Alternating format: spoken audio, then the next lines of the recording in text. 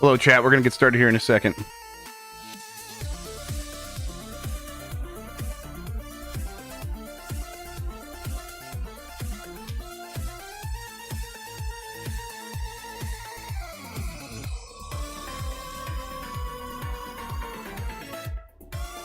This is Barkerville. What you say? What This you ain't say? Barkerville. Hey. That's what I said. This ain't Barkerville.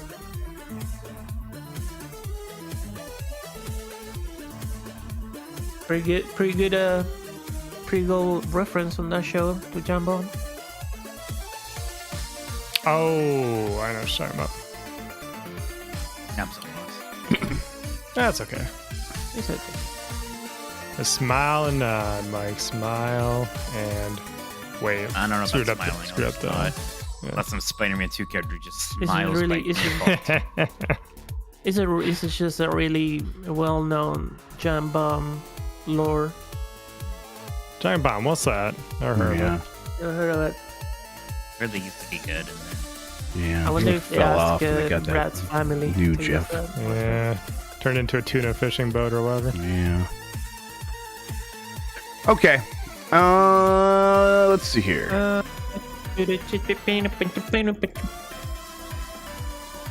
Oh yeah. How did Backlard do on Friday Night Forking? I've been busy. I couldn't Good. watch it. Good. He did Good. great. All right.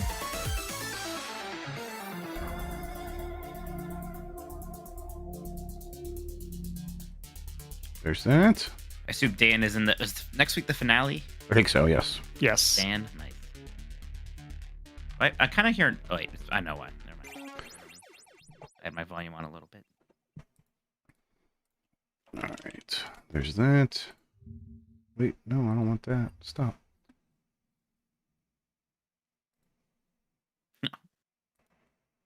I didn't realize our voices were live. What sorry, I had to log in? It's all good. I was saying some Every scandalous goddamn time. things. Yeah. Wow, he did say. Oh, Can't voices believe are- Mike's getting canceled. Wow. I thought that the echoing was just another bit, but who knows? Yet another bit. You still had Winbag on. He was doing another bit for you. Okay, let's test give you a this. I hear Oh, that. this is so weird. Okay. That's good. Mm-hmm. Let me get the YouTube chat up. What podcast is this? Oh, the sides. Besides, Who even knows anymore? it's impossible to keep straight. Got too many Me too. goddamn things with these guys this week. Too many things. Okay. Boom, boom, boom, boom.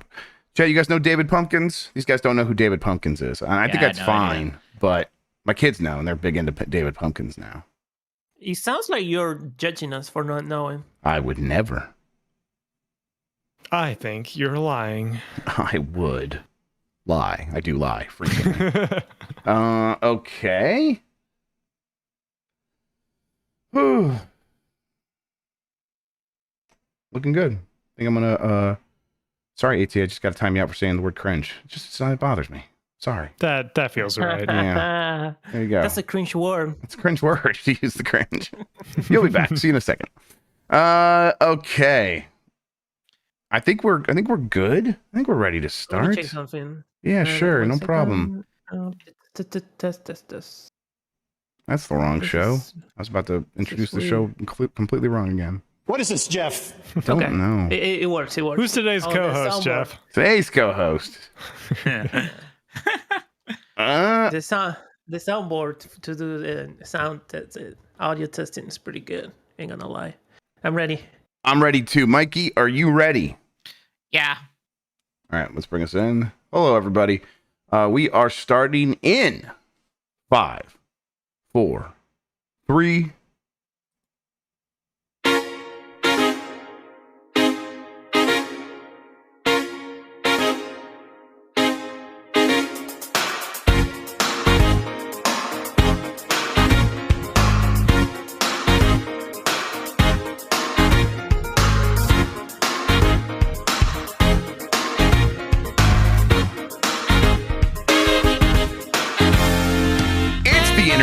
busy. Let's do this. Welcome to the Game Mess Decides podcast. This is the podcast where we decide everything about the world of games so you never have to think for yourself. I'm your host, Jeff Grubb. With me is Mike Minotti. In today's episode, good thing we're getting Avatar because Ubisoft is delaying some of its other games and the best games to 2006. But first, Mike, how are you doing? Yeah, I'm good. It's occurred to me that while I'm on vacation, I'm not going to be able to play video games. And like, that's basically like an eighth of the rest of the year that's left, right? Maybe even more. It's like, oh, that's not good. So then there's other trips. I think I'm at a point where I gotta be pretty realistic about what's gonna get beaten. Well, listen, you're on your way to beating Baldur's Gate 3, right? Pretty close to it. I think you're good then. You're like pretty good. Well, Spider-Man 2 I'll beat, and that Spider-Man 2 is easy to beat. That'll be easy. I'm definitely gonna have to play Alan Wake 2. I was going to, but that is some time. If I don't beat Final Fantasy 16, I'll never hear the end of it, so I better do that. And then basically everything else I've beaten. Everything else is fine. I don't know. I can't imagine what's a heavy hitter that I'm not going to be able to. I'm going to have nothing to say on, a real heavy hitter. Yeah, that I have at least beaten or played a lot of more so than other years because I think I felt so much pressure from this year. I ended up playing a ton. I did a pretty small amount of retro gaming compared to a lot of other years. Same. I have the Steam Deck ready to go, a bunch of old games on there, and I haven't really been able to play any of them. I'm keep seeing, oh, I should play this and that, and then just haven't done that at all because there's no time for it. There's one that might suffer. I was enjoying Liza P. I'd like to beat Liza P. It might not be a priority with all this other stuff going on. We'll see. I'd like to. It's a surprisingly long game, and that throws me off. That feels like a game that should be 10 hours to me, and apparently it's more 20 or something. Yep, it's that's one that's probably not going to happen right away for me. I've moved that. It is still of Jedi these games that are also out. not happening. Jedi Survivor probably. Not happening. No, I would like to. I'll probably play that game for myself over the holidays once all this is behind us. That'll be good. That'll enjoy be my own year. time. Exactly. Yeah. Baldur's Gate 3. It's the one I'm going to go back to the most. It's the one I'm still have on the Ally and here on the PC now. And when I don't have other stuff, I'll be playing that. But it is Alan Wake 2 next. That is what's happening now. So, that reminds me, we thought we'll see Baldur's Gate 3 at that Xbox third-party thing, and that was kind of the one thing I thought. I don't think that's actually coming out for to Xbox this year. Maybe early next year would be my guess. I mean, they said that. They said it would be this year, but if it's not going to be at that thing, I suppose the game's big enough to announce on its own. I guess they could announce in November. They're releasing in December. That could totally happen. But why not just release it next year if it's not ready? If it's not ready, just wait, and then we'll see. All right. I want to thank everybody for joining us. You can get more from Mike and me by joining the Discord at GameMess.net. Give us a good rating wherever you are listening, and hit that like button on YouTube. It helps people find the show. If you want to ask a question, you could drop a super chat during the show here on YouTube. We'll get to all of those before the end of the program. Thank you to Carlos Sain, who is Insane in the Rain Music on YouTube, for the use of our theme songs. Thank you to 1UP vs. CPU for our artwork. You could find more of him over at 1UpVersusCPU.com. We are on Spotify, Google Podcast, Apple Podcast, and wherever pods are caught. Thank you to the mods, and support us by going to patreon.com/GameMess. That gets you access to the private channels in our Discord, the monthly Q&A, participation in our monthly Game Club discussions, 1 month early access to new episodes of Game Mess Jeopardy and Columbros, and of course, all of our shows ad-free. I think I'll try to do a Q&A this weekend, everybody. So look out for that. Yep. You got a lot of chatters saying that they have apparently affirmed Baldur's Gate 3 is on Xbox this year thing recently. Oh, really? They reconfirmed that. Interesting. Yeah. Okay, cool. Well, that's exciting. And again, that game is big enough to announce on its own time frame. So, but wouldn't be surprised if we hear about it next week. That'd be cool. Mike, I got a bunch of big topics I want to get into. You ready? Okay. All right. Ubisoft has delayed a large game thought to be Star Wars Outlaws to next fiscal year. Ubisoft has postponed the release of a large game that was expected to launch by March 2024. The game is likely to be Star Wars Outlaws, an open-world game set in the Star Wars universe. Ubisoft says it wants to maximize the value creation of the game and confirms its guidance of strong growth in operating income for the current fiscal year. Obviously, I mean, that goes without saying because Avatar, the Blue People game, is still coming out, so they're going to be just fine. Ubisoft's going to be raking in money. I was not even, it did not even register in my brain that we could be playing Star Wars Outlaws by like March. That's a bananas thoughts to me. But I mean, obviously I was like, I'm still trying to deal with, we just talked about it, catching up on games from this year. So like the stuff that's happening in early 2024 already isn't really registering with me all that much. I'm like, yeah, there's a couple things a few things from Nintendo. We talked over those directs. I know that stuff's happening. And now it looks like the rating for whatchamacallit just went through Super Mario the Thousand Year Door. That just went through in Korea and Brazil. So it's like, okay, yeah, maybe that's happening early 2024. But outside of that, it's like, yeah, games are moving to that part of the, or they're talking about releasing in that time frame. This one never really hit in that same way. I was always like, I'll get to that when we get past all this stuff. So I'm completely fine with this. I imagine most people are because there's been so much to play. Yeah, I never even occurred to me that this game might come out in the first half of 2024. Yeah. Summer at earliest, holiday always made more sense to me. I mean, we've only really ever seen it that one time in a pretty linear guided hands-off demo showcase thing. It looks like a very big, ambitious game. Yeah, I thought that was a ways off, Jeff. Yeah, and I'm trying to remember. Ubisoft's fiscal quarter might go through the beginning of summer is when it might actually begin. So the second half of the year, that always sounded right. I always thought I'd be playing Outlaws in the second half of next year. And yeah, take your time. That said, we're on a streak of several years now where Ubisoft is kind of delaying everything almost constantly, and they're not alone in that. They're not. But it does seem pretty extreme with Ubisoft, right? It always seems to hit not just one of their games, but a batch of their games all at once. Well, the problem is they have like a few perpetually delayed games with Skull and Bones and Beyond Good and Evil 2, right? They say Skull and Bones will be out before the end of their fiscal year. Right, and like the stank of that is kind of just everywhere, isn't it? And even X Defiant got delayed recently. Seems like everything that isn't Assassin's Creed is kind of in a weird spot right now. Yep.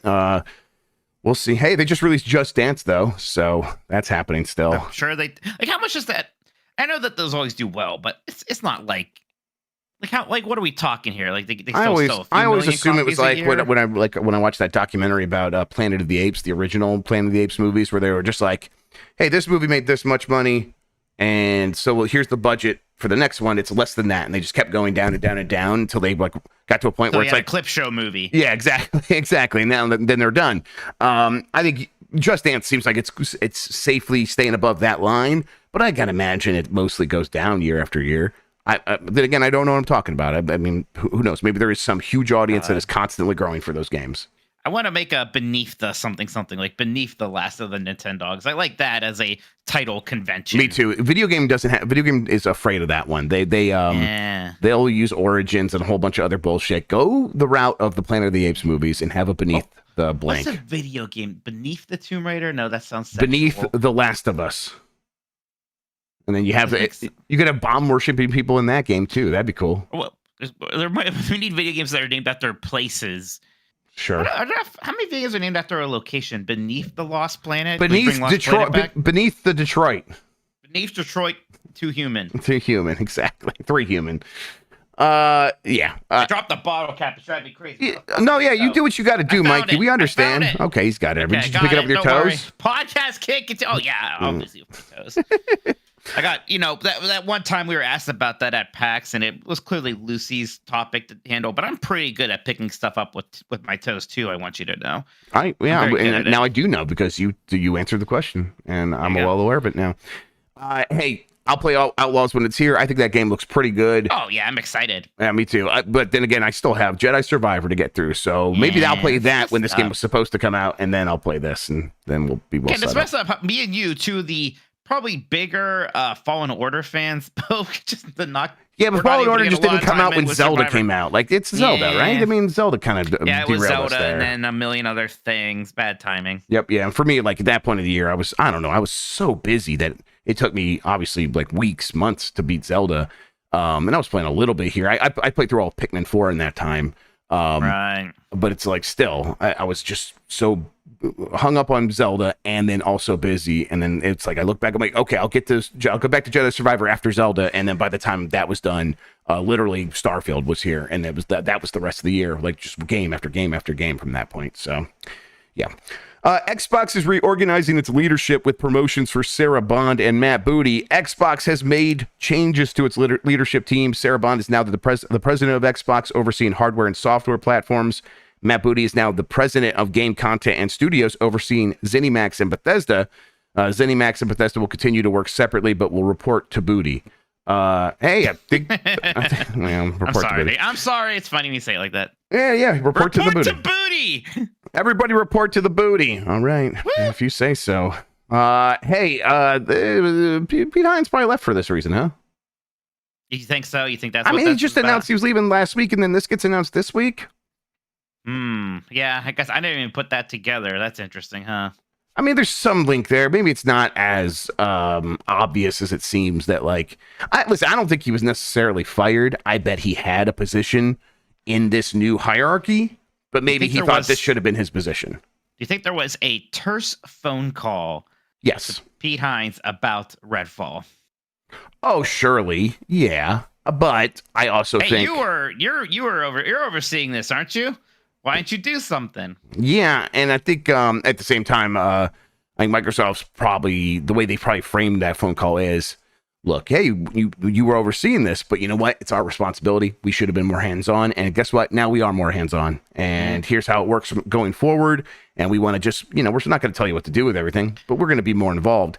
And maybe that doesn't work for Pete Hines. That's not going to work for me, brother, is kind of the sense I get here. He's Hulk Hoganing out. It's a Hulkamaniac. I mean, look, we said that this probably needed to happen. There probably should be a little bit more oversight. Now that they're getting even bigger, I don't know if you can just let all of these individual companies, especially now that some of your new companies have had pretty bad workplace problems in the past, right? Mm-hmm. Yeah, more oversight is probably going to be needed. Yeah, I think for the fanboys tapped into this stuff, a big storyline of Mike, as always, Microsoft leadership doesn't have the same ability to get the best out of their teams as Sony leadership. They're not hands-on enough. Do you see this as a solution to that, or does that even register for you? I don't know. It's hard to say because all of Sony studios right now, they have either owned or have had a long-standing relationship with for quite a while, except for Bungie, which is a weird thing. So that situation just feels very different than what Microsoft's doing with Bethesda and now definitely Activision Blizzard, right? Mm-hmm. Two companies that have a long history predating Microsoft, not just as developers, but even as publishers. It's pretty different than Sony's relationship with Insomniac and Naughty Dog. Yep. I do get the sense that this is a little bit about taking a little bit more control, but Microsoft's standing relationship with most of its studios is you do what you want. You guys know best, and we're here for you.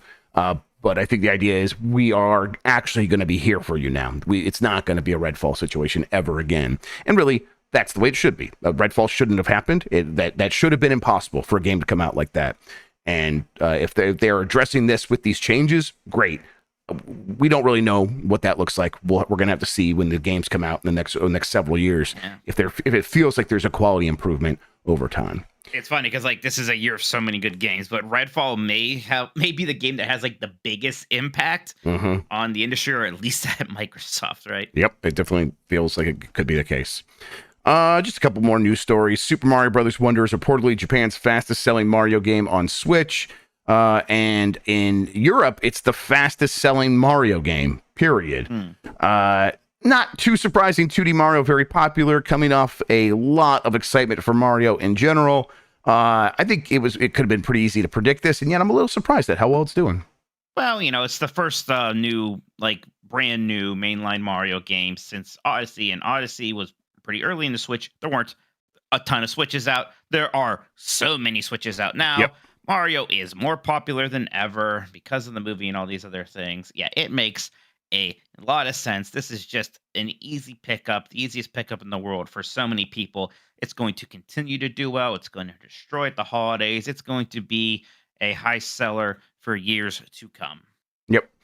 And then Microsoft says Starfield's release was Game Pass's biggest ever new subs day. Another thing, it's like, yeah, not too surprising. I think I would have expected that to be exactly the case. Overall, this comes from them reporting their earnings, where console sales down 7%, but overall sales for Microsoft and Xbox stuff in general up 13%. Like we talked a little bit about this on Game Mess, but yeah, this is right in line with what you would expect from Starfield and Game Pass, right?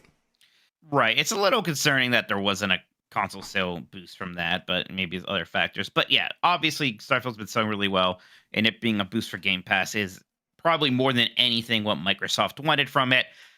I just hope it has more of those in the future. Yep. Those are the topics I brought, but we do got a lot of super chats coming in for people who have topics they want us to touch on, and let's get to those right now, Mike, and then we'll take a break after that. So what do we have in the super chat bucket?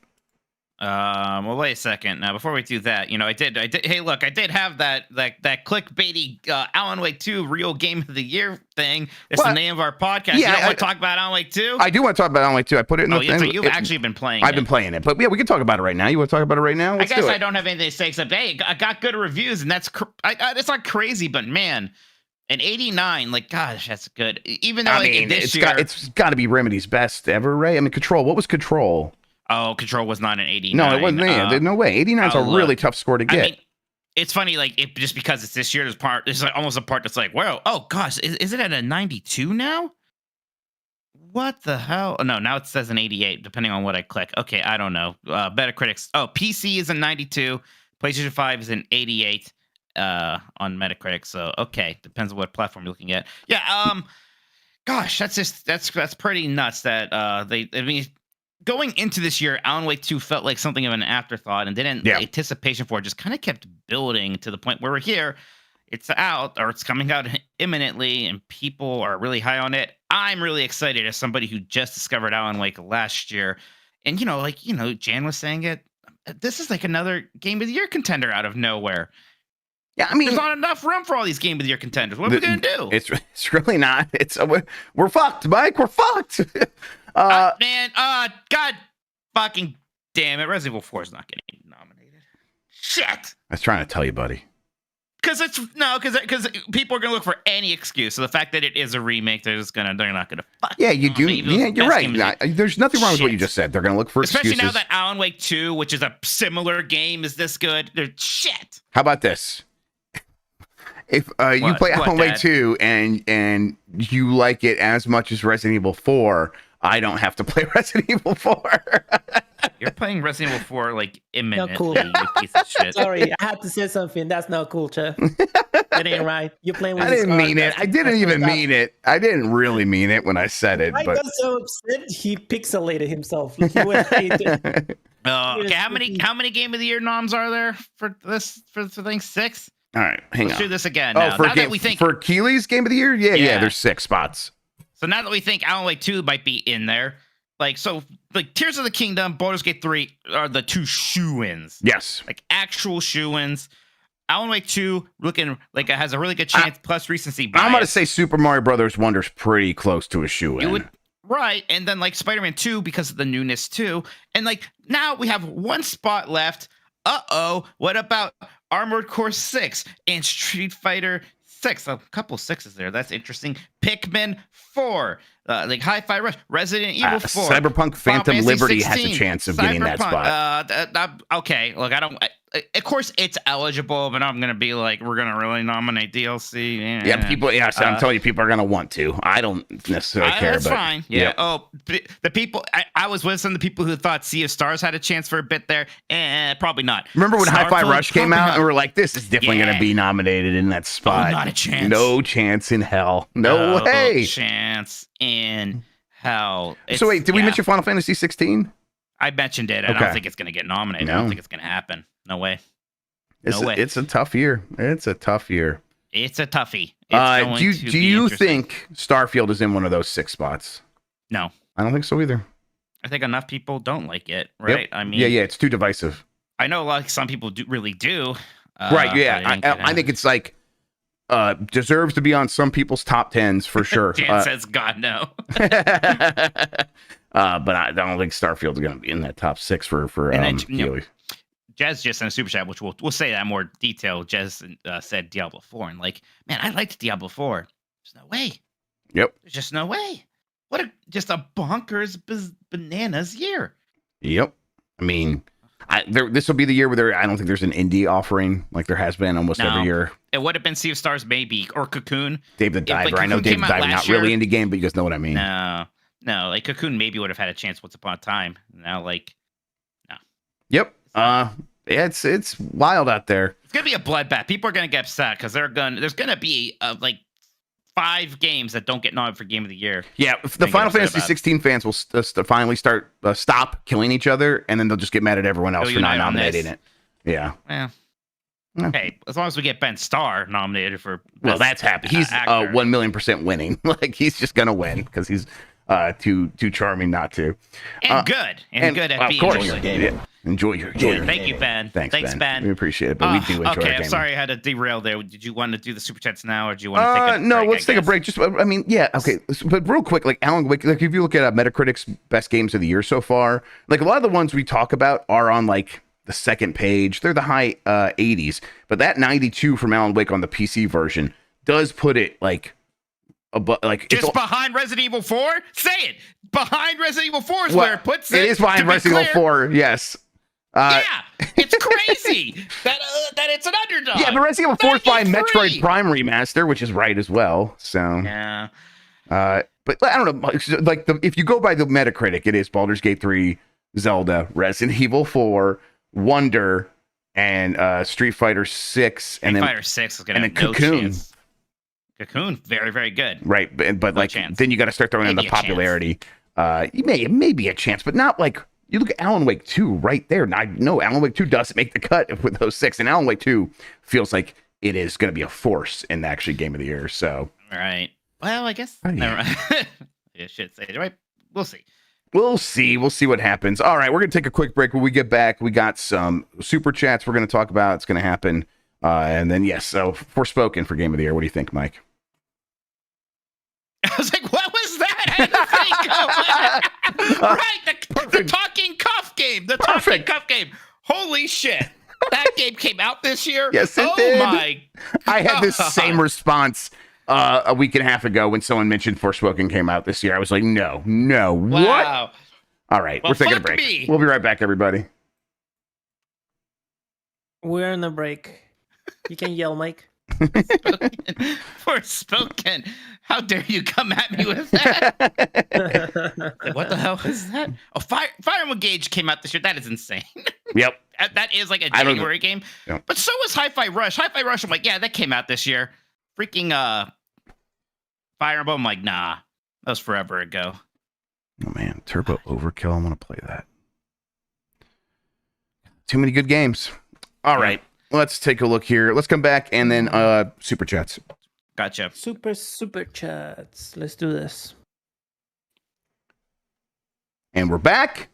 Mike, go read those super chats. Okay, I will. I was about to faint just remembering Forspoken, but I think I'm better now.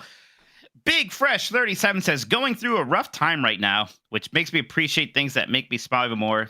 Thanks for doing your show, boys. And then Big Fresh said, busy ass season, but if you can, try to check out Endless Dungeon. Fantastic twin stick shooter roguelike with 3-player co-op. Don't sleep on it. Thank you, Big Fresh. And times are going to turn around. Don't worry, buddy. Absolutely. Adam GC says, love seeing good Michigan players do bad things to the Red Wings. Go Jets, go. Yeah, I'm not feeling too great about that. Durati says, can't stop playing that damn watermelon game. What watermelon game? I don't. Is there a new fruit game, a new disgusting fruit game out there? I hope so, and I'll make you play it. Mike, I'm surprised you don't know it's big. Well, the VTubers. Yeah. It's a Switch exclusive in Japan, I think. It's like okay. Someone was talking about this. Yeah, Jeff was talking about some mornings, I think. Okay, right. Yeah, it's like 2048, but with fruit that falls into a jar. You wouldn't like it. Nah. Casual says, here's a special holiday super chat dedicated to my favorite parasocial relationship. Alan, wake me up. Ichiban in the cabana. There you go. Alan, wake me up. Wake me up. I can't wake up. Al Grug says, as someone who can't remember anything about Alan Wake, but likes Remedy games as a whole, would I be missing something if I jump into Alan Wake 2? You might be missing something, but not enough to like actually justify worrying about that. Does it have a previously on Alan Wake thing? Or because you play as like a new character who I assume is learning about all this stuff. Right. So it doesn't have a previously on, but instead they just set up new mysteries tied in clearly into those old mysteries, and it works really well. So yes, that new character being the surrogate for the audience is ideal. And I'm just hopping in. I played a little bit of Alan Wake, bounced off. It wasn't really my thing. Didn't hate it. But this one I'm playing and really enjoying, and a lot of it comes down to being really intrigued about the writing and the story. So you're going to be completely fine. So you're saying you might solve a mystery? Listen, no spoilers. Rewrite history. Fuck. DuckTales. Woohoo. Geo Hui Flo says, have you all heard of the game Slay the Princess? It's a horror adventure game that just released where instead of saving the princess, you slay her. I mean, I think I've heard of it. Beyond that, got nothing. Yep. I think I've heard the name, and that's it. Amarickle says, going through some rough stuff as of late, and y'all have brought a smile with all you do. Thanks, boys. Also, if Mike at any point can do his robber yell randomly, the threatening shrill brings joy. No, I'm not going to just do that. Everybody get the fuck down to the fucking stick up! Get on the fucking ground or I'm going to shoot a fucking hole inside of your fucking skull! Right, your fucking family won't be able to identify you at the fucking morgue! Stay the fuck down! We turn Mike's volume down. This is why I got to get that compressor back on him. That's why, yeah. Great. For your consideration. So Dot the Gamer says, Jeff the Wise, what is the latest you've heard about upcoming superhero games for the announced ones, Wolverine, Wonder Woman, etc., and the unannounced, the third EA Marvel, new Warner Brothers EC game, rumored PlayStation 5 Marvel game? Give us a Marvel update, Jeff. Thanks. And real quick, Jez just did a bunch of gift memberships in chat. Shout out to you, Jez. I appreciate it, man. Thank you, Jez. Was it because I said F a lot? Almost certainly. You scared him. It was a dark pattern. Yeah. He didn't mean to hit the button. You made him. Listen, those things are really early. Everyone's excited about it. They would rather do this than start a new IP because they think more people will be excited about this. I mean, that's from EA's perspective anyhow. There's not many details to go on yet. I think there was a report a little bit ago about like kind of what was happening with Black Panther in terms of like the setting. And I'm trying to remember what the details I was able to get out of it. And I think it's like, hey, yeah, you're going to be taking over the role of a new Black Panther, which probably means that the Black Panther that was your dad before that just died and things like that. And then you're going to carry on the mantle. And the setting's going to be not anything to do with the World War II Black Panther game that features Captain America from Amy Hennig.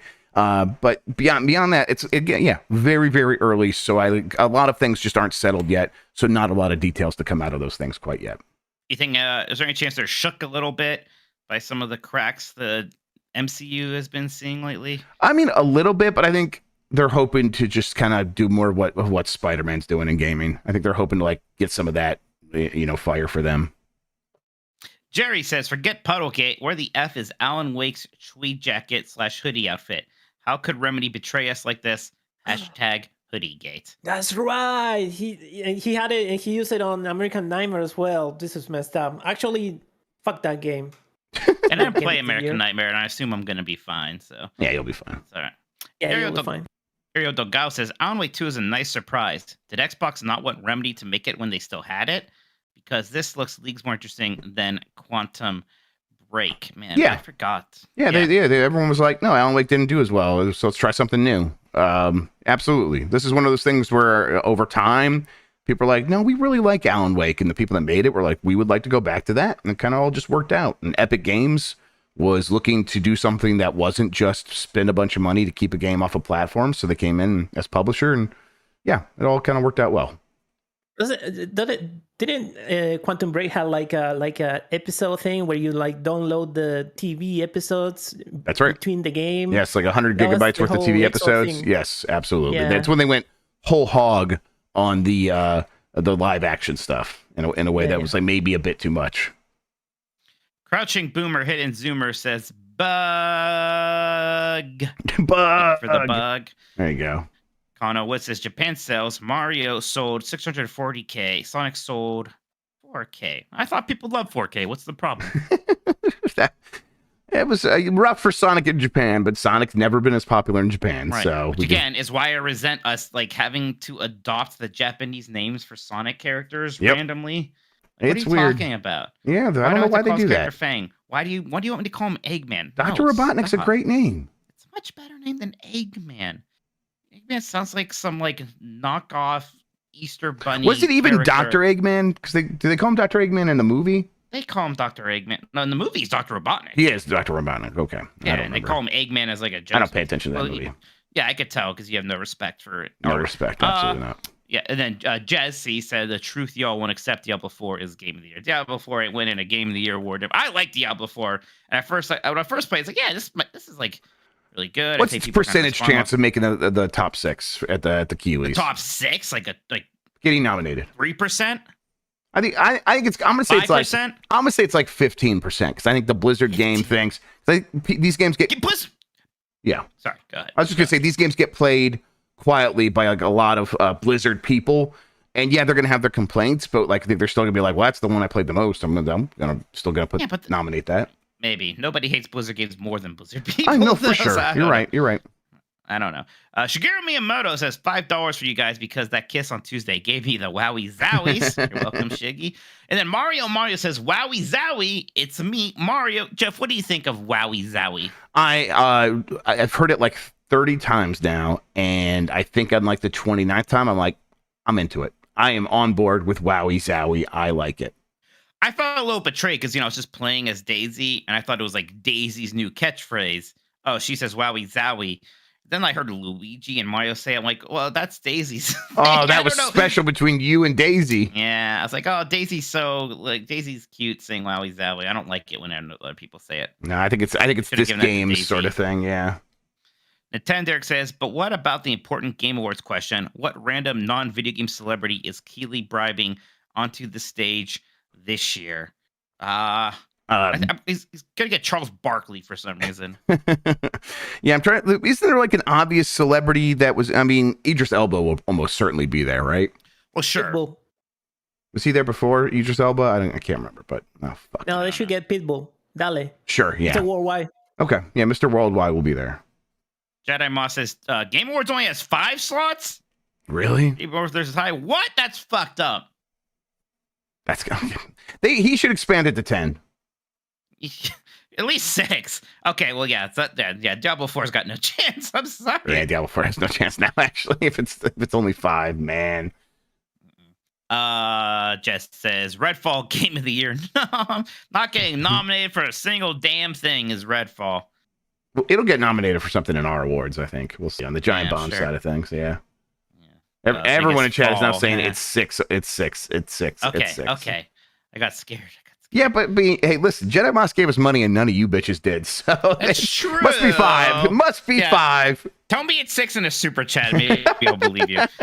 Evan Goldie says, do you think Days Gone happened because the creator's favorite game in 2013 was A Ride to Hell, Retribution, and The Last of Us? That makes sense. Yeah, that's got to be the lineage there. No other explanation for it. I've heard. Yep. Burrito says, not Game Mess, but thanks for the Grubb to Hell Mike Tribution stream. Don't think I've heard you all laugh so hard. Almost makes it not a Blade game. People are enjoying that one, huh? Yeah, you really are getting off easy, huh, Grubb? I don't think so. That's the new favorite Play Club thing, is telling whoever's playing it they're getting off easy while they play some absolute garbage. Like the shooting in that game is real bad. Listen, bad. It's probably the least terrible of the ones I played so far, but it's a bad game. It is a bad game. Jazz says, I know Diablo won't get nominated, but man, I played Diablo more than any other game this year. I also purchased Horse Armor. Sorry, everyone. It's okay. We'll forgive you. Also, Jez became a member as well. I wanted to point that out. Thank you so much, Jez. Thank you, Jez. Yeah, but like that's a game. That game's like that's the whole thing. There is like you kind of are supposed to play that game forever, which is part of the problem for me, because I'm like, this isn't a year for me to be playing like one game every day. There's just so much. I liked Diablo 4 a lot. I think the first season was maybe a little rough. I think a lot of people overreacted to that, and I think it's already in a better place with season 2. I haven't really been checking the pulse too much. At some point, probably whenever they add the next class, I'm definitely going to go back and play more Diablo 4. Next year it can win best ongoing game. There you go. Oh, Greg says, how much money for you guys to eat a can of Jess's canned Heinz beans on stream?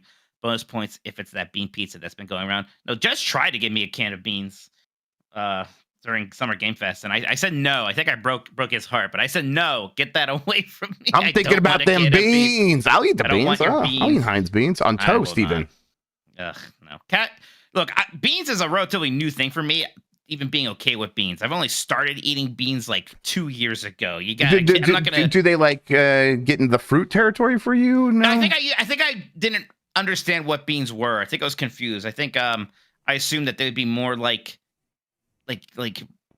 peas, or like more like a raw gross vegetable. Granted, I eat peas now too. I don't know. I just lumped it in with all this other plant stuff that I thought would be gross, and turns out they're more starchy than anything, which surprised me. It's like, it's almost like eating little baked potatoes. It's weird. Next one here is from Casual. Says, is 2023 one big Pagacino or what? What's a Pagacino? Yeah, it totally is. Get a load of this guy. He doesn't know what a Pagacino is. What's a Pagacino? It is a.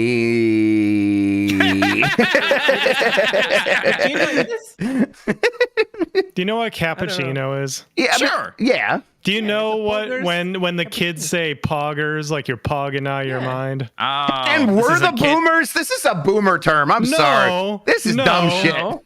This is Casual fucking with you all, and congrats, you guys' money's worth. Thank you, Casual. You're a sick worth. Got us. It's definitely Pagacino. Swedish krona? Yeah. Americal says it's actually addressed why they call him Eggman now. In Sonic Frontiers, there's audio logs you get of Eggman saying he's embraced the name since being called that in Adventure. Yes, I did. Yeah, that's them working backwards. I need a gun. I gotta shoot myself. I can't. Why would he embrace that? No. Look, I'm glad that they address it, but what they should have addressed it by him saying, "Hey, my name's Dr. Robotnik. Stop calling me Eggman," and Sonic being like, "Okay, fun is fun, but I'm not going to be disrespectful." Audio logs. Yes. That rules. That actually rules. The Zaxi says Lies of P is an Arkham Asylum-esque underdog to me. Lies of P will be nominated in some categories, like best action game, whatever you call that. The people are going to look for any excuse they can. And the fact that game is derivative, which when you're playing it, who cares? It's just a really fun game. But people use it as if you're trying to give something an accolade, it becomes it's an easy knock against it in that situation. Thank you for that first super chat. Was Arkham Asylum my game of the year it came out? I think it was. God, I love that game. What year was Arkham? It was like 2009. Yeah, I don't know, man. Look, now I'm curious. Arkham Asylum was 2009. Good job, Mikey. Good job, Mikey. Okay, we'll get there in a few years. We'll figure out what's the game of the year. And then Writing on Game says it's 7 nominations. Also, thank you all for the great content you've been doing lately. Love the content. Thank you, Writing on Games. Appreciate it, Writing. That was a ton of super chats, everybody. Thank you all so much. If you want to send in more, we will read them before the end of the show. Really appreciate it. Thank you all. Yep. All right. We're going to take another quick break as we get set up for a game show within a podcast, or however Sean puts it. We'll be right back after this. All right. Sorry, I was sneezing. Let me get this going. All right, streaming to you. By the way, exclusive for the post-podcast crew, the fun fact about the Game Awards is that it was 5 nominations up until 2018, where they expanded it to 6. And I don't know. 2018 not the first year where he went solo? When did he go solo? No, it was before that. It was way before that. It was like 2014. Thank you, Bring on Games. Because I went to the first one. So it was like, I like the first one where he was solo in Las Vegas. And I'm like, man, did I go that long ago? I guess it is that long. But if you think about it, I don't know for a fact why they expanded, but you think about it, maybe it's because 2017 happened in gaming. Yeah. Like, Yeah. Okay. You maybe know we what? should give another slot here. You know what? at Here we go. least. Here we go. All right. At Jeff Healy. Can we have 10 games nominated for Game of the Year? I think Mike knows the beans are Please. good. Mike, you like beans? I like beans. I like beans. Do you think they were a fruit? I don't know about like. I asked him that. He said he thought they were kind of pea-like. But he eats peas now. I heard the explanation. I just think it's a bad one. Oh, okay. That's fair. I mean, I didn't say it was smart, obviously. These are good. Okay, well, you know what? Fair. Very fair. All right. I am almost ready over here. Just got to get this framed out proper. Hit this. Turn that on. It's just going to work. It is just going to work. Let me fix Mikey real quick. 2 hours, 13 minutes into Alan Wake 2. Let's go. All right. I like this countdown on Epic Game Store that tells you exactly when the game's gonna be unlocked, unlike fucking Steam. Steam does like a fake countdown, and sometimes the countdown's over and nothing happens. Okay. Yeah, I don't. Let's get back into it. You ready? Mm-hmm. Yes, sir. Yes, sir. We're back. We're back, and it's time to hand the show over to Sean for a little game show. That's right. It's time once again for everyone's favorite game show within a podcast closest to the messy pin. We are on volume 19. Video viewers, you get a nice little spooky theme for today since we're still in October. As always, this is presented by me, Turbo Sean, powered by Metacritic, and executively produced by Benji Bob.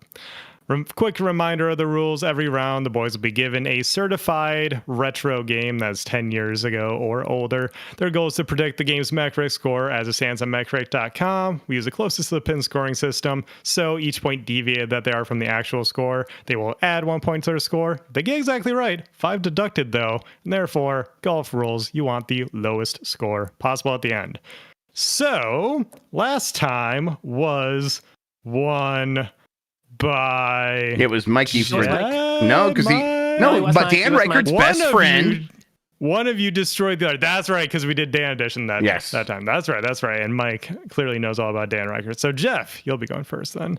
Yay. I need you to tell me what you think. Fuse for the PlayStation 3, released May 28th, 2013, and 35 critic reviews got and has on Metacritic.com. I don't think about Fuse. That's the thing. So let's see here. It's like these games, they get bad, but how bad and how low do reviewers go in 2013? And is it just forgettable and how much they punish it for that? I'm gonna go with a 75. Okay. Man, I remember there being a game named Fuse. I don't remember much about the game named Fuse. I'll go with a 72. Okay. Now the scores are locked in. I will say, y'all always forget how low Bop goes every single time. Oh boy, here we go.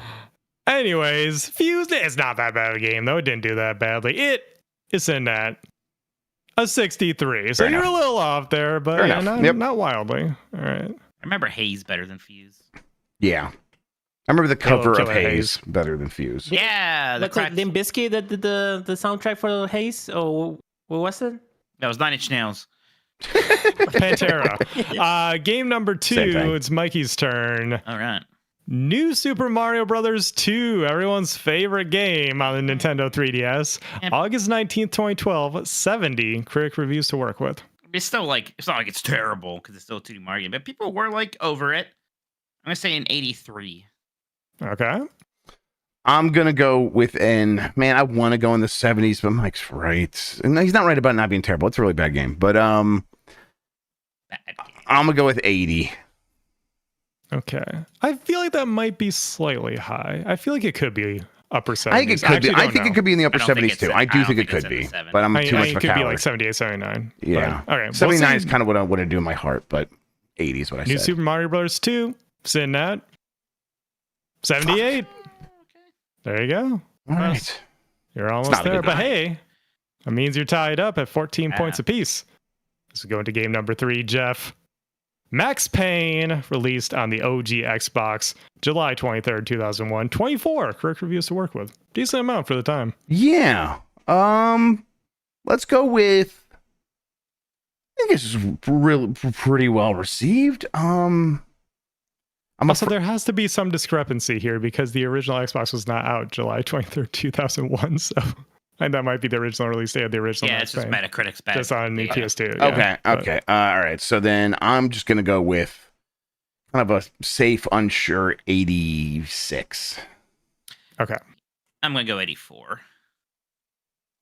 86 and 84 from Mikey. All right. Max Payne, a game people definitely remember fondly, but what they give it back then, they gave it an 89.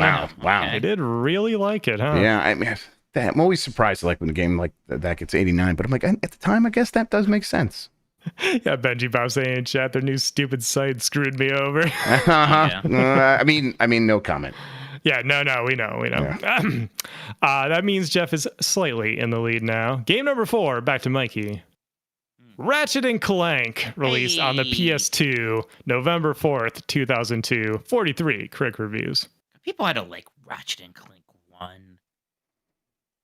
Like how much? I'm going to say an 88. Okay.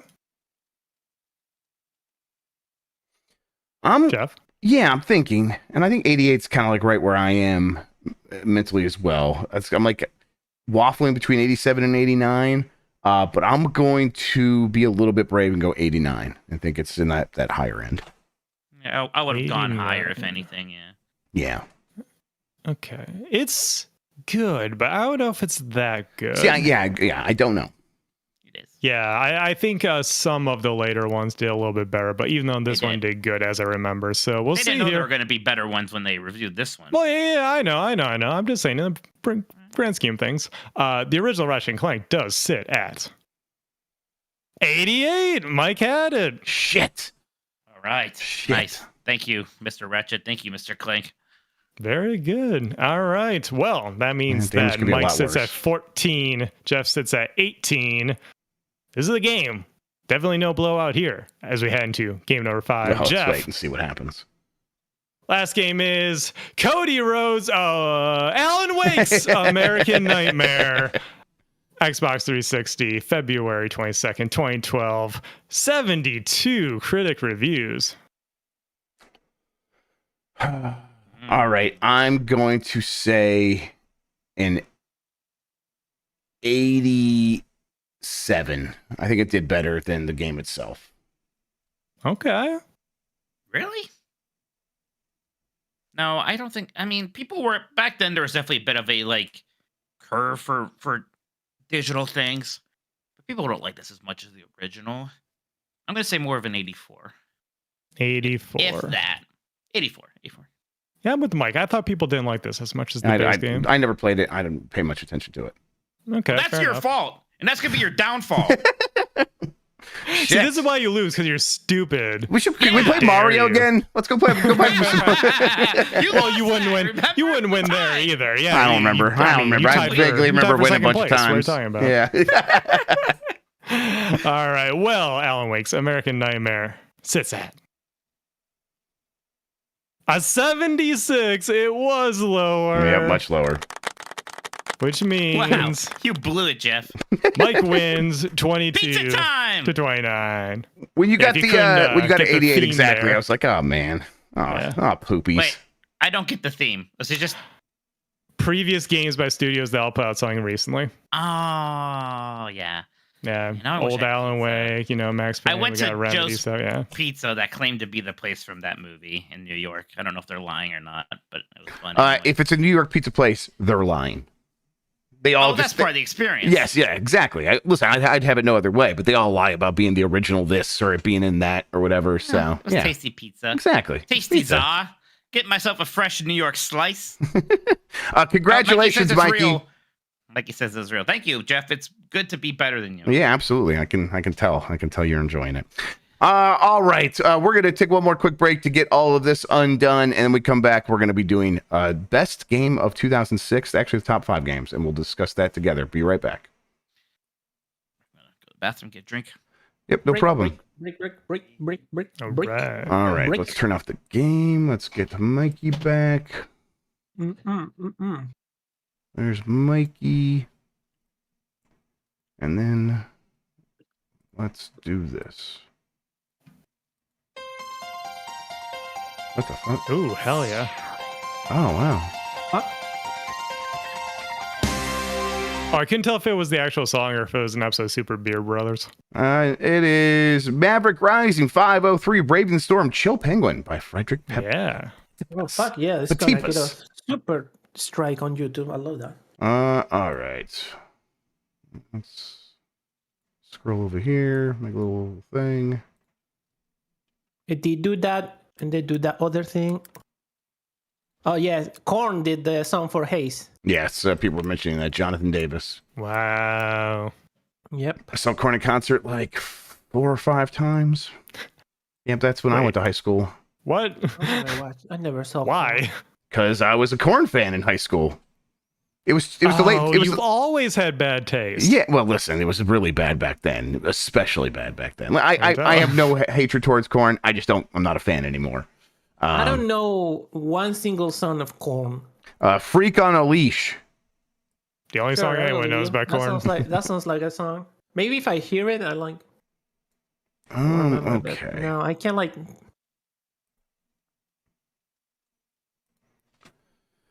She was a rebel without cause. I didn't realize that when I wagered all my points in Mario today, that people would act like I lost instead of just recognizing that really I won.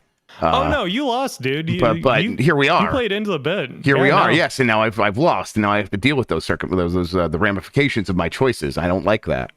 Correct. Yes, and let the record show that Dan Reichert won the first inaugural. Listen, he would have said he won, whether he won or not. So we might as well just let him win. And boy, did you! Fuck! I can't believe I forgot that level is faster with the Wonder Seed after just learning that. That's the thing. No. I need to remind you that was the first one where you beat him by 0.01. So you did. Oh, it is. Beat okay. Him. Yeah. Oh, I didn't know. Okay. Wow. Mm-hmm. All right. Jeez. And then he corrected his mistakes and then brought it back. Man. Terrible thing to let happen. It's not up, by the way. Yeah, it's right here. Let me just adjust it a little bit. We actually make this page taller. There we go. That fixed it. What you oh yeah, that's right. As Matt points out, that was the lull where he was like, "Man, I stopped for a second too. I shouldn't have done that." Well, shit. Okay. Yeah, well, you'll get him next time. Yeah. I mean, listen, he's so good at Mario. How would I ever? I'm good to kill it, right? Yes, you are. You're all good. We are completely away from that. Murder it. Beautiful. I'm bringing us back. Hey, Mike, we got a bunch more super chats. So let's read those first, and then we'll do this. Okay. Find where we left off. No problem. I'm bringing us back right now, though. Yes, I'm good. We're back, and we are going to do the best games of 2006. We're going to have that discussion. But first, we've got a bunch more super chats, Mike. Why don't you read those? See what people want to talk about.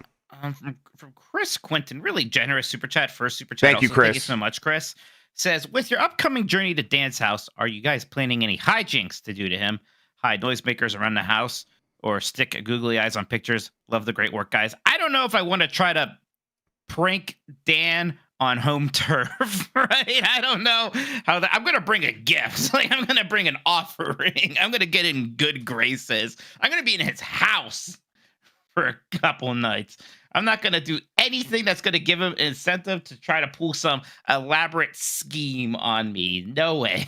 Yeah, listen, I think googly eyes might be the right way to go if we were to do something like that. Something fun, something that you would appreciate. Like it as like a joke. Maybe put it in one inconvenient spot. But yeah, I'm mostly with Mike on this. I don't want to like be too afraid of Dan, but he would go nuclear with a prank war. I'll go DEFCON 5 immediately. Yeah, and so like we have to keep that in mind. And I don't have the energy for that. I have 2 kids. I can't keep up with that. There's no way. I would die. Mean, he'll try to do something with me of fruit and not like still not really understanding that is actually a bad idea and it is just gonna like start a problem. Yep. And like we're all gonna be uncomfortable. No one's gonna come out. Forward to every week. Thank you, Bob Isme. Super Blastek says, just a random thought. How great is the opening of Super Mario Galaxy? I'm always thinking about it. So good. Another first super chat. Thank you for all of the first super chats, everybody. Yeah, the opening of Mario Galaxy is fantastic. And yeah, I love Galaxy 2 probably more than 1, but presentation has always been a problem in 2, and 2's opening sucks compared to the opening of Mario Galaxy 1. Yes, it Mario does. Galaxy 1's opening is awesome. It rules. It feels so grand. There's like that one shot of Kamek like shooting his wand, and he does like a little flip because it's so powerful. I was like, hell yeah, this is like epic stuff. I don't know. I think about that all the time. Yep, I like it a It's lot. good. Knuble says Dragon Age Inquisition will win again. God, that had to be the worst geared game we had since they started doing the Game Awards. Like, look, Dragon Age Inquisition, not a bad game. It was a weak year, though. Yeah, it was a weak year. The year that Dragon Age Inquisition won game. What was there was the next time we had a weak year. It was Shadow of Mordor. Shadow of Mordor, also not a bad game, but that was like kind of. Shadow of Mordor won Game of the Year. I don't know if maybe it didn't win Keely's Game of the Year, but I think it won our Game of the Year by like default when we were doing our GameSpeak. Yeah. Okay. Interesting. I'll have to look. Willow Davis says, "Is P like anything like a Souls like?" Exactly, Willow. It's exactly like that. Eggman Robotnik. Is that the same year? Okay, never mind. That was the one. Same year? Yeah, one our Game of the Year. Yeah, I think. See, it was just kind of like there were a lot of like good 8 out of 10s. And then we looked around. I was like, oh, there's no 9 out of 10s or 10 out of 10s. I guess we got to pick one of these. Yeah, we got to pick one of these. Sorry, I'm not going to be Dragon Age. It happens sometimes. Yeah. It's be Dragon Age or Shadow of Mordor. Eggman Robotnik says, I'm leaning into a new venture, Egg Facts. Did you know it takes 20 animals to make one egg bot? Fascinating. Thank you, Dr. Eggman Robotnik. Thank you for that. I thought your first name was Iva, but that's okay. What do I know about lore? Almarical. I've been saying that name differently each time because that's fine. Tumblr. Says, listen, Dan, put Mike Mahardy in a basement with a camera, which looked like a horror movie. Just saying, yeah. I did. Do you remember that? Were you in chat when he did that? No. It was terrifying. I was like scared for Mike because it was like It was like completely black, and I don't know. So we'll probably have to deal with some shit. Oh, great. We should be prepared. We should have something that he needs to do that he doesn't want to do. So we got to just talk. Yeah, he's gonna be nice to Windbag though, right? Isn't he gonna be there? Yeah, he'll be nice to Windbag, but that means we'll be the whipping boys. No, I'm gonna be so nice to him. He's not going to be able to be mean to me. That's usually how I got through life. Actually. I don't know how well that works out for you, bud. Alex says, how scary is new Alan Wake? I really liked the first one in Control, but I am also a coward. I mean, everything I hear makes it sound like it is scarier than the first Alan Wake. It's scary. I don't know if is it, you think would be unbearable for anybody? No. Man, listen, I'm a scaredy cat. It's so subjective. It's hard to say. It's hard to say. I will say that if when I got done playing, when you guys were watching me play, I finished up. I went over there and it was kind of dark. And I'm like, man, I hope an angry naked man doesn't run at me. That would be. I was kind of thinking about that kind of stuff. So like it was like sticking with me and kind of like make me feel a little bit on edge. And that's what I get stressed out with that kind of stuff. But I think most people are going to be just fine with it, even though I do think it's scary. Couple more we just got here. From El Grug says, tell Dan you're making dinner for him because he's such a good host. Then just make 50 plain hot dogs, boiled, not grilled. That sounds good. Yeah. Then Chris Quinton with another very generous Chris, thank you so much, Chris. Says, congratulations to Grubb on winning the Mario Grand Prix. Good job on letting Dan win, air quotes. That way he thinks he has a chance in the real race for a cup. If Mike doesn't choke like he has been in Jeopardy, it might be a close race. Lol, love you, Mikey. Love you, Chris. Thank you so much. Dude, that was a lot of fun. Yeah, it was a lot of fun. Do you have like a post-game sort of like where it went wrong for you in Mario? Was it just like taking too many chances, wrong bad choice? What happened? No, Jeff, look, I think the problem, Jeff, is that you're better than me in 2D Mario. Well, clearly, no. But I think that's it. Because a lot of times I'll play 2D Mario and I'll take dumb chances, and I just wasn't today for some reason. So I think I was just in a good place. So I don't know. I think I got. I was playing about as well as I could have at the moment. I don't think I did anything wrong. Just things weren't really working for me sometimes. Made some mistakes here and there, and they would catch up. But man, we could do something like that again. That's such a good mode. I almost wish it did have like courses set up where we could just get in a room and be like, we want to play like the World 1 Grand Prix. Yeah, totally. Yes, that should be DLC for that game. Yes, absolutely. So much fun. Yep. That's it for now. Thank you again so much, everybody. If we get more super chats, we will read them. Absolutely. 2006. It is a year that happened. It happened after 2005, before 2007. Now that we have the history lesson out of the way, Mike. Kingdom Hearts 2! All right, I'm going to fucking write Kingdom down. Hearts 2 came out in the US in 2006. It's one of my favorite video games ever. It's super fun. It's a really good-looking PlayStation 2 game. You got some really fun levels here. They had Tron. Before they even brought Tron back, they put Tron there. We all lost our minds. You have the really cool Steamboat Willie level. The combat in this game feels fantastic. It's faster paced. You can do a lot of wacky, fun stuff. The team-up attacks are so cool in this one. Like teaming up with Tron, teaming up with the Beast. Teaming up with Aaron from Final Fantasy X. He's there for some reason.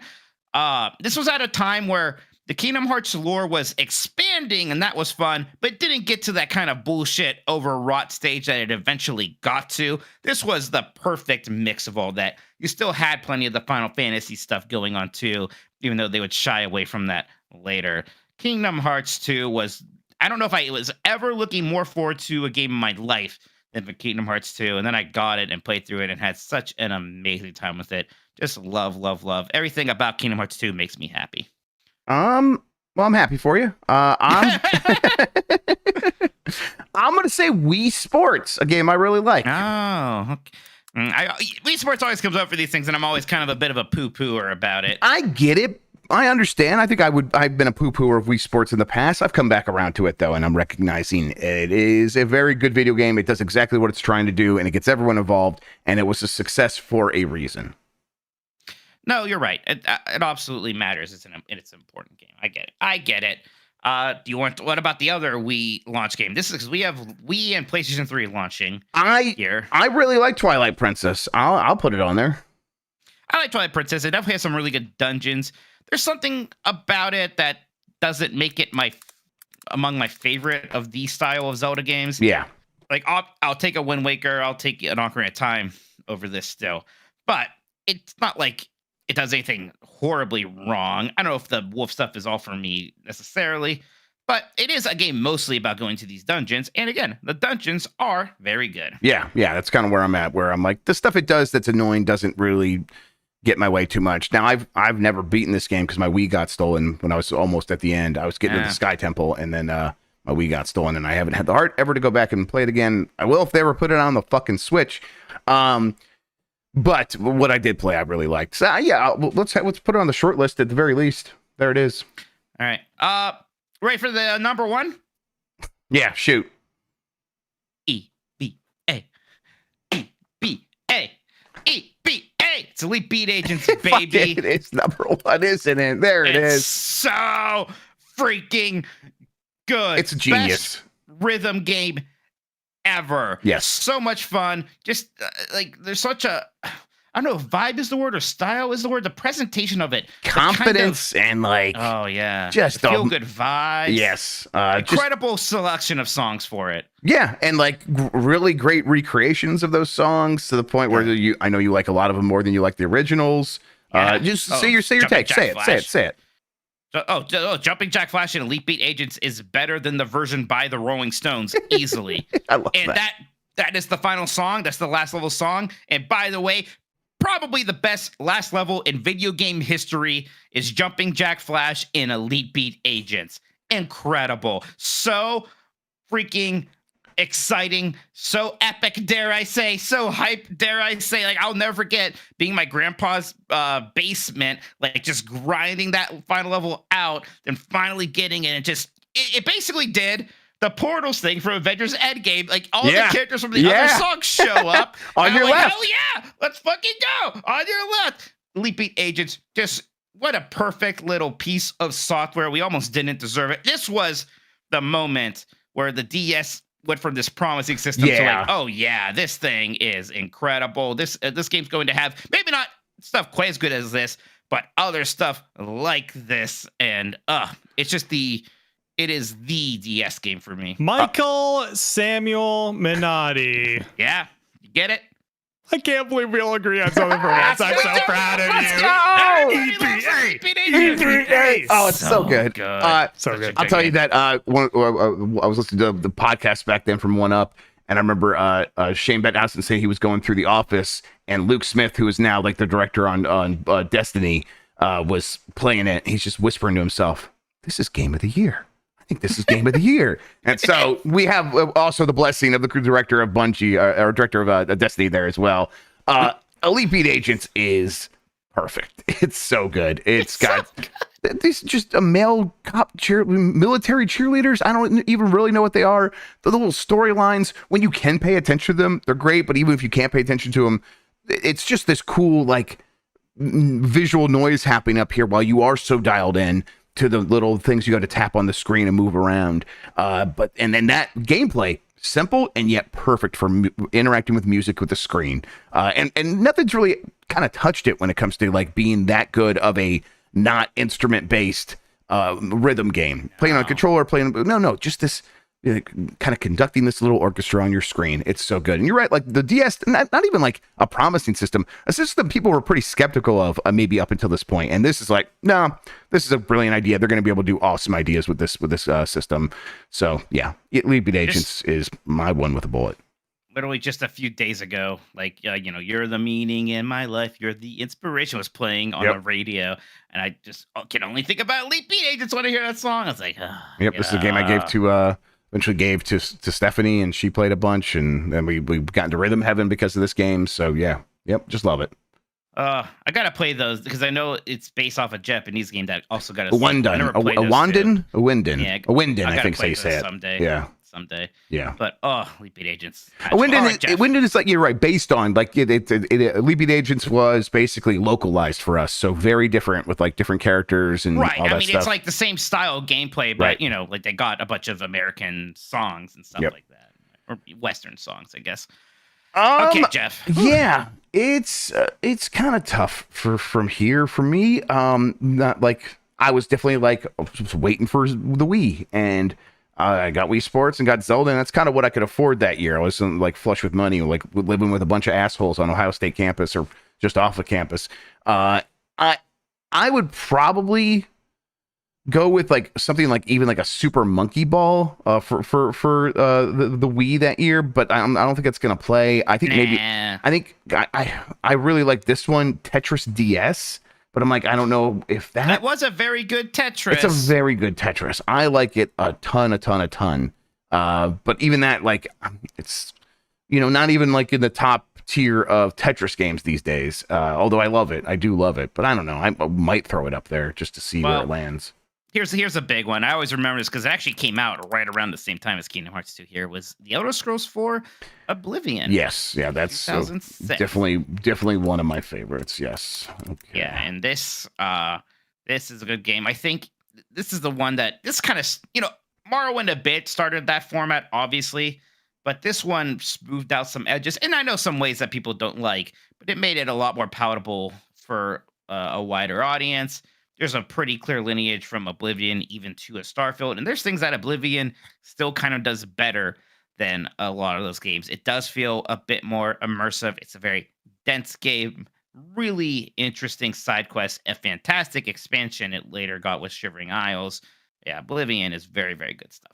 Yeah, I love Oblivion. It's a game where I'm like, I'm going to spend a ton of time just wandering around this world, doing crimes, and then finding out there's a whole thing where you can like, you could sell these stolen goods to a fence and get into that whole thing. And it just blew me away. So Oblivion is almost certainly going to be on this list for me.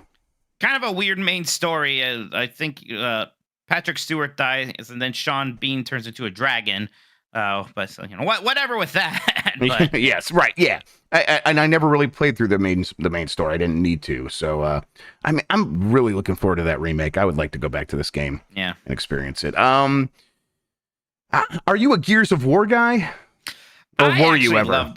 I loved the first Gears of War. I thought the first Gears of War was really, really cool. I mean, when the first Gears of War came out, it was the best looking console game we had ever seen at that point. Definitely. It was gorgeous. And I mean, this was the game that basically took the Resident Evil 4 style gameplay and really went full, okay, let's just make a shooter out of that. And then it did the whole cover thing, which became a big deal. And the co-op was super fun, really good split screen co-op on this. I had a very memorable playthrough going through this with my brother. doing our thing, getting to that train level at the end, thinking that was the coolest thing in the world until we got the train level in Uncharted 2 a little bit later. Now, I love the first Gears of War. I thought Gears of War 1 was super interesting. It's been a while since I played it. I bet I would still have fun with it. I think I would even enjoy some ways how it probably feels simpler and smaller than the sequels, which got very, very big, right? Gears of War 1 was kind of big enough for me.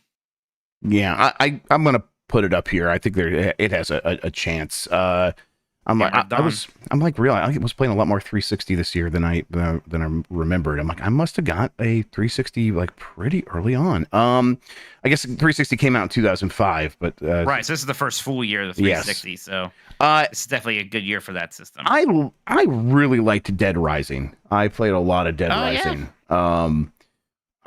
It's one that, like, in my estimation these days, it's like, I don't know if I would have as much fun going back to that, but I don't know. Some part of me thinks, having played so many roguelites at this point, the time system would make even more sense to me. So I'm like, I don't know. Maybe I do want to put it up there, at least for consideration. It's the only Dead Rising I ever played was 3, because it was an Xbox One launch game. Something, and I liked it a lot. It's weird, despite my Capcom love, never really played Dead Rising 1 very much. Yeah, Dead Rising. Worth considering. It was definitely very interesting in terms of how it was like presenting itself and having you play through it and have the time system. Yeah, very cool. Final Fantasy 12, still one of my favorite Final Fantasies. Oh, sure, yeah. And this was actually the first Final Fantasy I beat. It was after beating this, I went back and played 1 through 10, kind of in a weird 6-month-long, quote-unquote, marathon. 12 is great. It basically kind of like borrows some stuff from, KOTOR and some of those style RPGs in terms of not really turn-based, but, it is your turn after a bit, but you're walking around. Just really love the look of the world, fun characters, the whole kind of, I don't know, like Mediterranean fantasy setting. Is that what you would call it? Whatever they're doing with Ivalice. Yeah. It's a lot of fun, I think. I had a very good time with Final Fantasy 12. I like Final Fantasy 12. I've not played a ton of it, but I played the first 10-ish hours, and I really like what they're doing in it, and I like the look of it and the characters, and I definitely feel the Star Wars inspiration. Maybe it was prequels by then, but Star Wars inspiration. There was some vibes. Star Wars influence. Yeah, and it's like, oh yeah, you could see it, but they do what they always do and like run with it and do their own thing. Right. Except instead of Chewbacca, the kind of roguish guy has a sexy tall bunny lady in lingerie. Well, listen, which is just an upgrade. That's just better in every way. Absolutely, it's just an upgrade. Okay, then, so Gears of War, you enjoyed Gears of War. Over on the PS3, Resistance Fall of Man. Were you a Resistance Fall of Man fella? I did not like Resistance. I was staunchly against Resistance. I thought Resistance was kind of clunky and ugly, and I don't know. Resistance didn't do it for me. Maybe I was harsh on it. I don't know. Maybe I need to go back someday, but I did not like Resistance. I think Resistance Fall of Man stands out because there wasn't a lot of great stuff happening on the PS3 at that time, so it's like what people had to hold on to. Sure. It's like, other than that, you're like playing some like third-party games and hoping for the best there. I mean, should we even put it up for consideration? I don't think we do. Yeah, not if you were staunchly against it. Okay. I was kind of staunchly anti-Resistance, I'm afraid. There's a lot, as much as I love Uncharted, a lot of those other PlayStation 3 era franchises, like Infamous, Killzone, they didn't do a whole lot for me. Yeah. There's definitely PS3 was like them figuring some stuff out. The shift to HD, was that HD? Yeah. That was definitely troublesome at first and stuff, but they, by the end of that generation, they had some cool stuff, but it was obviously they were reloading with the PS4 and they had a ton of games. So we gave Guitar Hero some props last time with 2005. Guitar Hero 2 is this year, which is one most people do like more. It is basically more the same, but it is also very good. I do like Guitar Hero 2. I'll put it up there. I like Guitar Hero 2 a lot as well. Did Bully come out in 2006, and have you played it? I've never played Bully. That is one of my big oops. I should have played that game. Yeah, I missed it. I mostly missed that game. So yeah, I've also been waiting for them to remake that one. What about Neverwinter Nights 2? No. In fact, I just recently remembered that this existed. I remember Neverwinter Nights 1 coming up, but 2, I kind of just sort of forgot about. Yeah, you know what? Let's see if we have some stuff from the community before. Oh my God, Jeff! It's 2006. 06. You know what we're forgetting? John Madden 07. What? Okay, no, what are we forgetting? Sonic 06. You motherfucker. Sonic, it's right there in the not real name. Yeah, of course. Running around at the speed of sound. Not from that game. No, but hey, still could sing the song if you want. No one's going to stop you. It is the year of Sonic 06. Something had to be said, and I said it, so now we can move on with our lives. All right, there we go. All right, let's see. Let me bring this back over here. From the community, Alex says, I'm a fake Kingdom Hearts 2 fan, thinking it was 2005. It's my favorite game and a super important series in my life. I love how it expanded and arguably perfected the base Kingdom Hearts gameplay. Jackie Lantern says, Jeff and Mike are fools. I just don't. It's Okami. I've never gotten into Okami. I'm sorry, everybody. Yeah, I liked Okami. I was liking Okami, and then I kind of bounced off it. I know a lot of people love Okami, and I feel kind of bad about it. At some point, I will give it another go. Yeah, same here. I'll give it another one. Yep. Mr. Bueller says, The Elder Scrolls 4 Oblivion and Okami. And since they're pretty much ties for him. Adam Juice says Agents are go for Elite Beat Agents. Introduced young me to some great songs. I actually prefer the covers to the originals in some cases. Tons of charm, humor, and replayability with the difficulty so modes. Great. God, I wish we could get like high quality rips of the song files someday. That'd be awesome. It did not come out in 2004, but it did awaken something in me. And then he posts, let me come back here for everybody. The Elite Beat Divas. Hard mode. Yep. The hardest difficulty. Yep. There it is. Lenny Cool Dick Denver. I'm going to vote for Twilight Princess because I need something to be mad at later today when Mike says it shouldn't make the list because wolves are scary or some shit. Also, EBA number 1.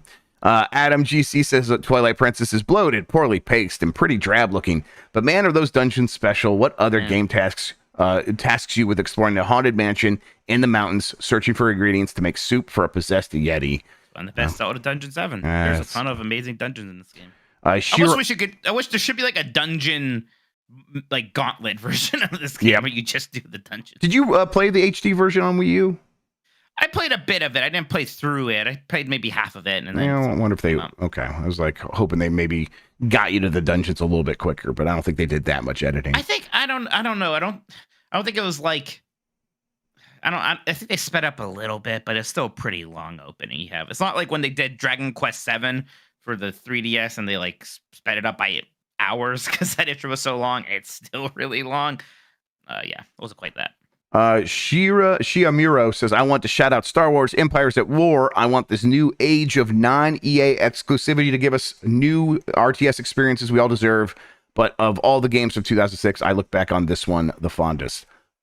Shiamuro, I will say I've heard rumors a Star Wars strategy game, maybe not RTS, but a strategy game of some sort is in the works. Oh, so just dropping that like that. Okay, just drop it. Yeah. I mean, listen, I don't want to give too many details, but it's worth getting excited about. That's what the kind of Star Wars games we're going to be getting soon.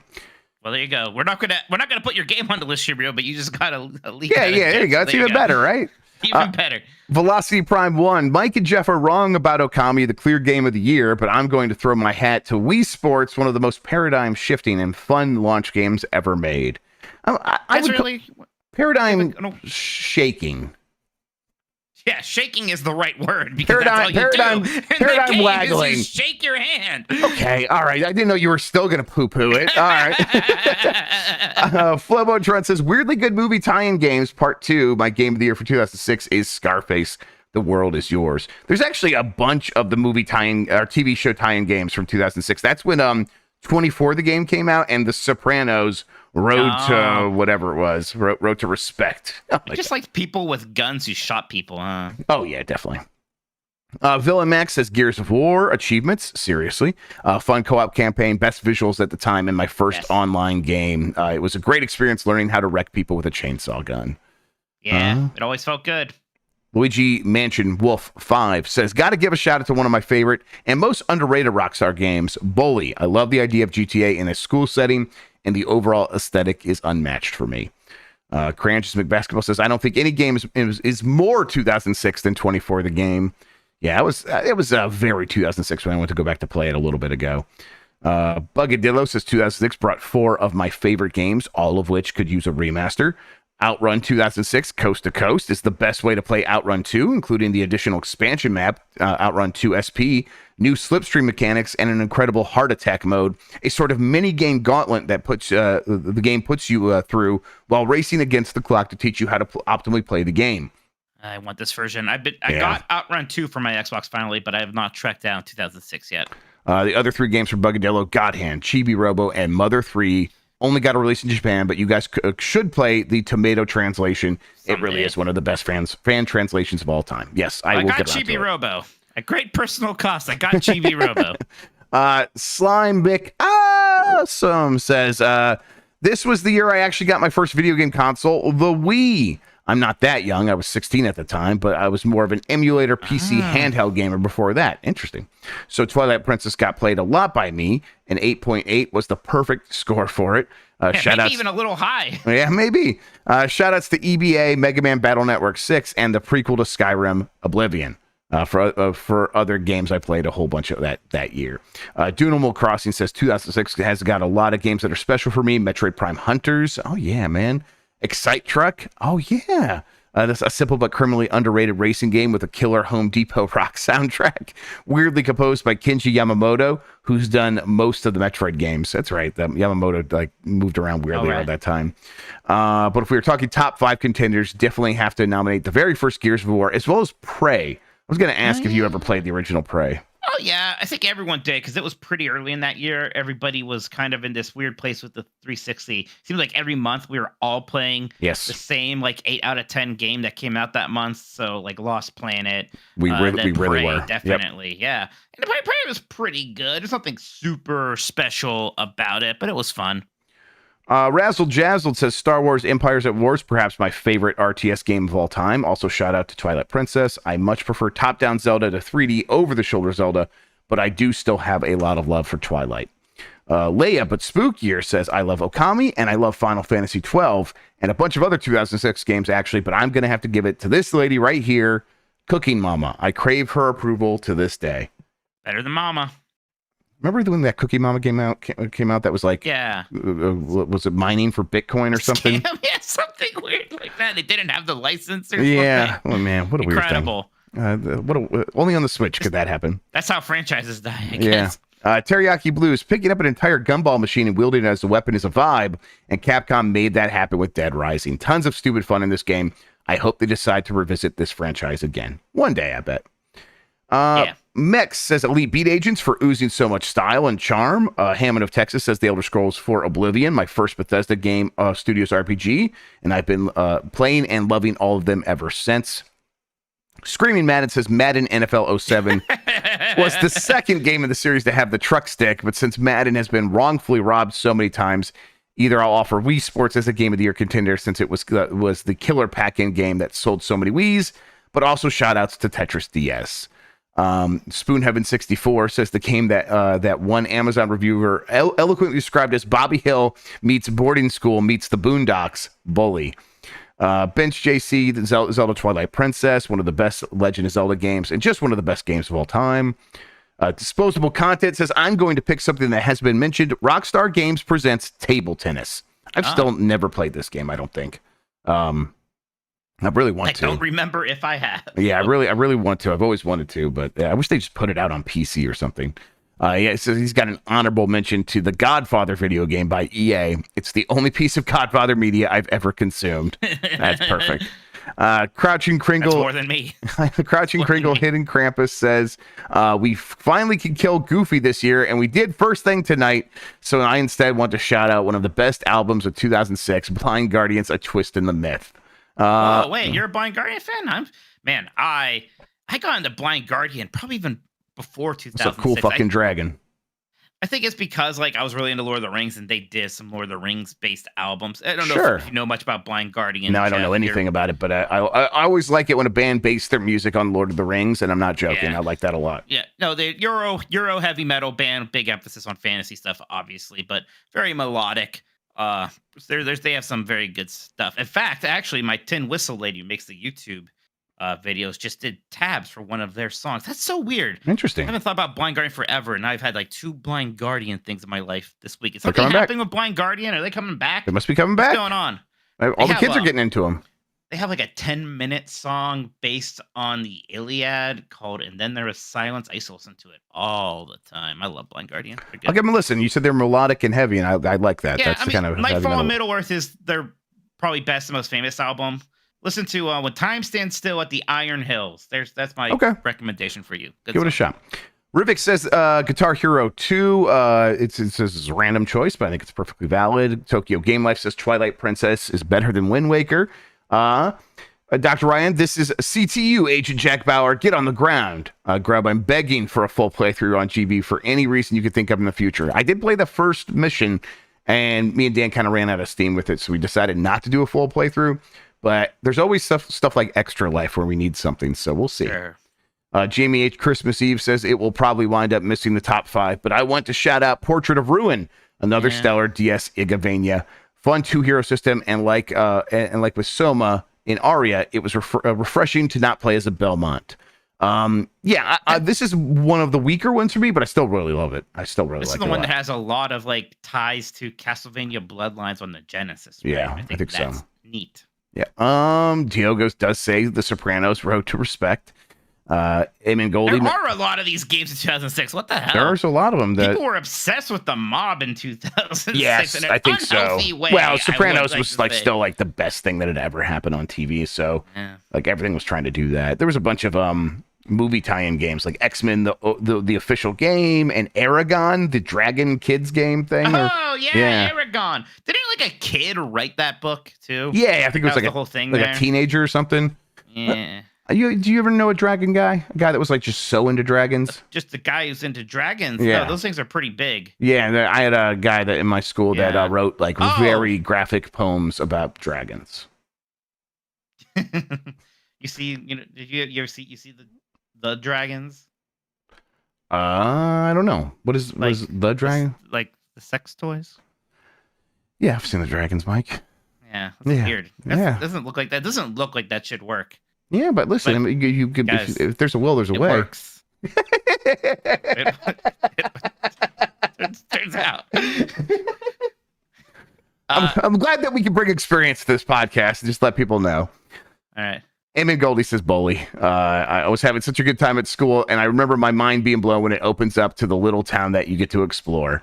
I want to play Bully. I wish I played. I wish I was just stupid as a kid, and I was like, I don't like bullies. Why would I want to play as one? That's what I thought. But yeah, I'm sorry. The game is like you can bully, but also you can like bully other bullies, right? They like fight the bullies. Well, the little turd in the cover looks like such a bully that I just assumed he definitely he looks like a shithead. He looks like a soccer fan. Am I right? I really should play bully. I feel some people are saying it. I feel very bad about not having played bully. Fluffy Cloud Gamer says I've not played a theme park simulator quite like Thrillville, except for its sequel. Loved running around the theme parks, building up coasters, rides, and then actually riding them. Yeah. I love my Roller Coaster Tycoon, but I did not play much Thrillville, I have to say. You just hate Atari. That's all it is. Oh, yeah, obviously. Shoji Kodo mentions Wii Sports. Let's see here.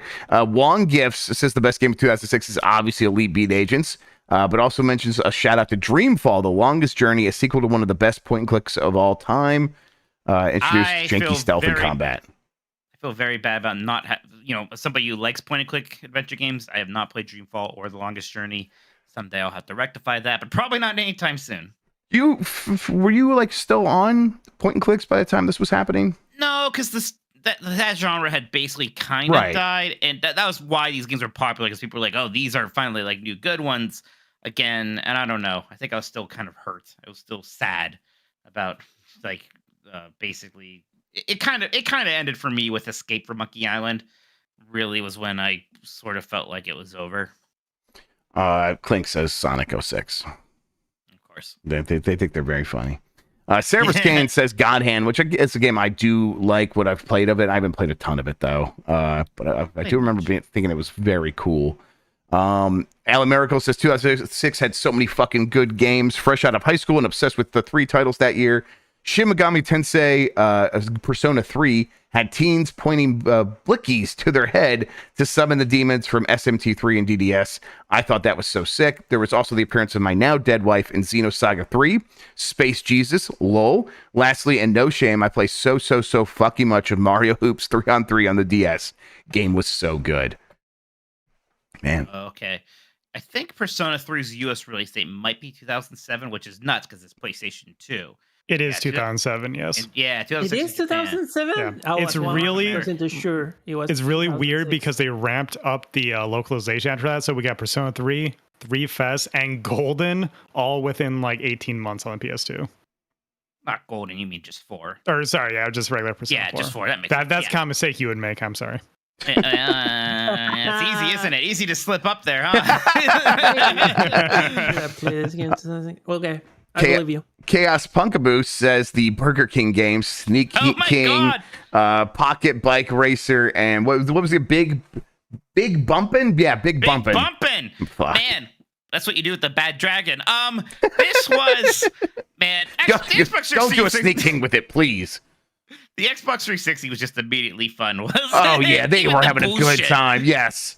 Even the bullshit. God, that was such a good console for 360. Yeah. Boop says Gears of War is one of the defining shooters of the 2000s. Matt Scaremonkey says Company of Heroes, a truly revolutionary RTS game that had amazing multiplayer. Played so much of this. Yeah, the people I know who are Company of Heroes people are like, hey, I've got 8,000 hours in Company of Heroes. So yeah, I believe you.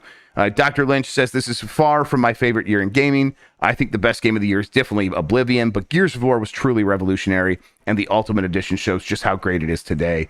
Medieval 2 Total War is one of my wife's favorite games that she still plays to this day.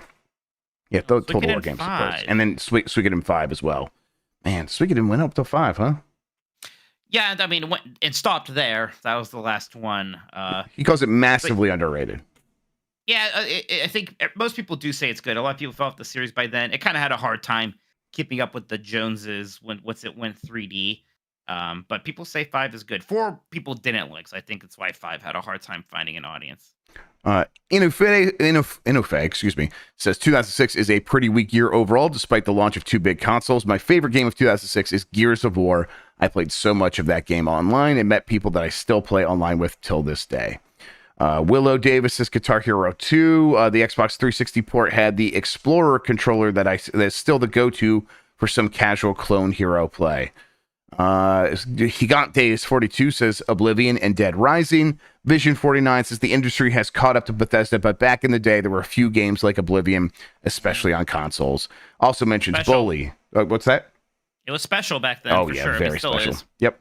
It mentions Bully, Twilight Princess, Gears of War, and Dead Rising. Casual also mentions Dead Rising. Big Tony says Persona 3. It's a game that's going to come. We're going to talk about next time we have a year list. Brian Rose says Persona 3, Guitar Hero 2, Pokemon Diamond and Pearl. Is that? Diamond Pearl also actually next year. That was in Japan first. Okay. Spooky Christian mentions Persona 3. Embarrassing himself. You're also wrong. Yeah. My bad. I thought I played it in 2006. I'll forgive you.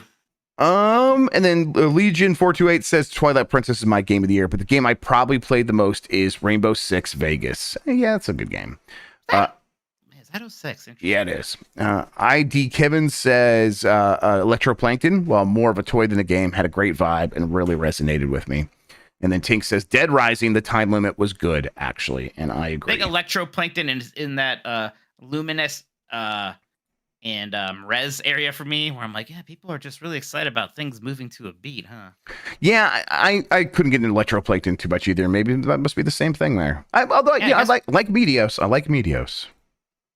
Yeah, but Meteos is a game. Oh, no, that's mean. All right, do we need to add anything to the list, Mike?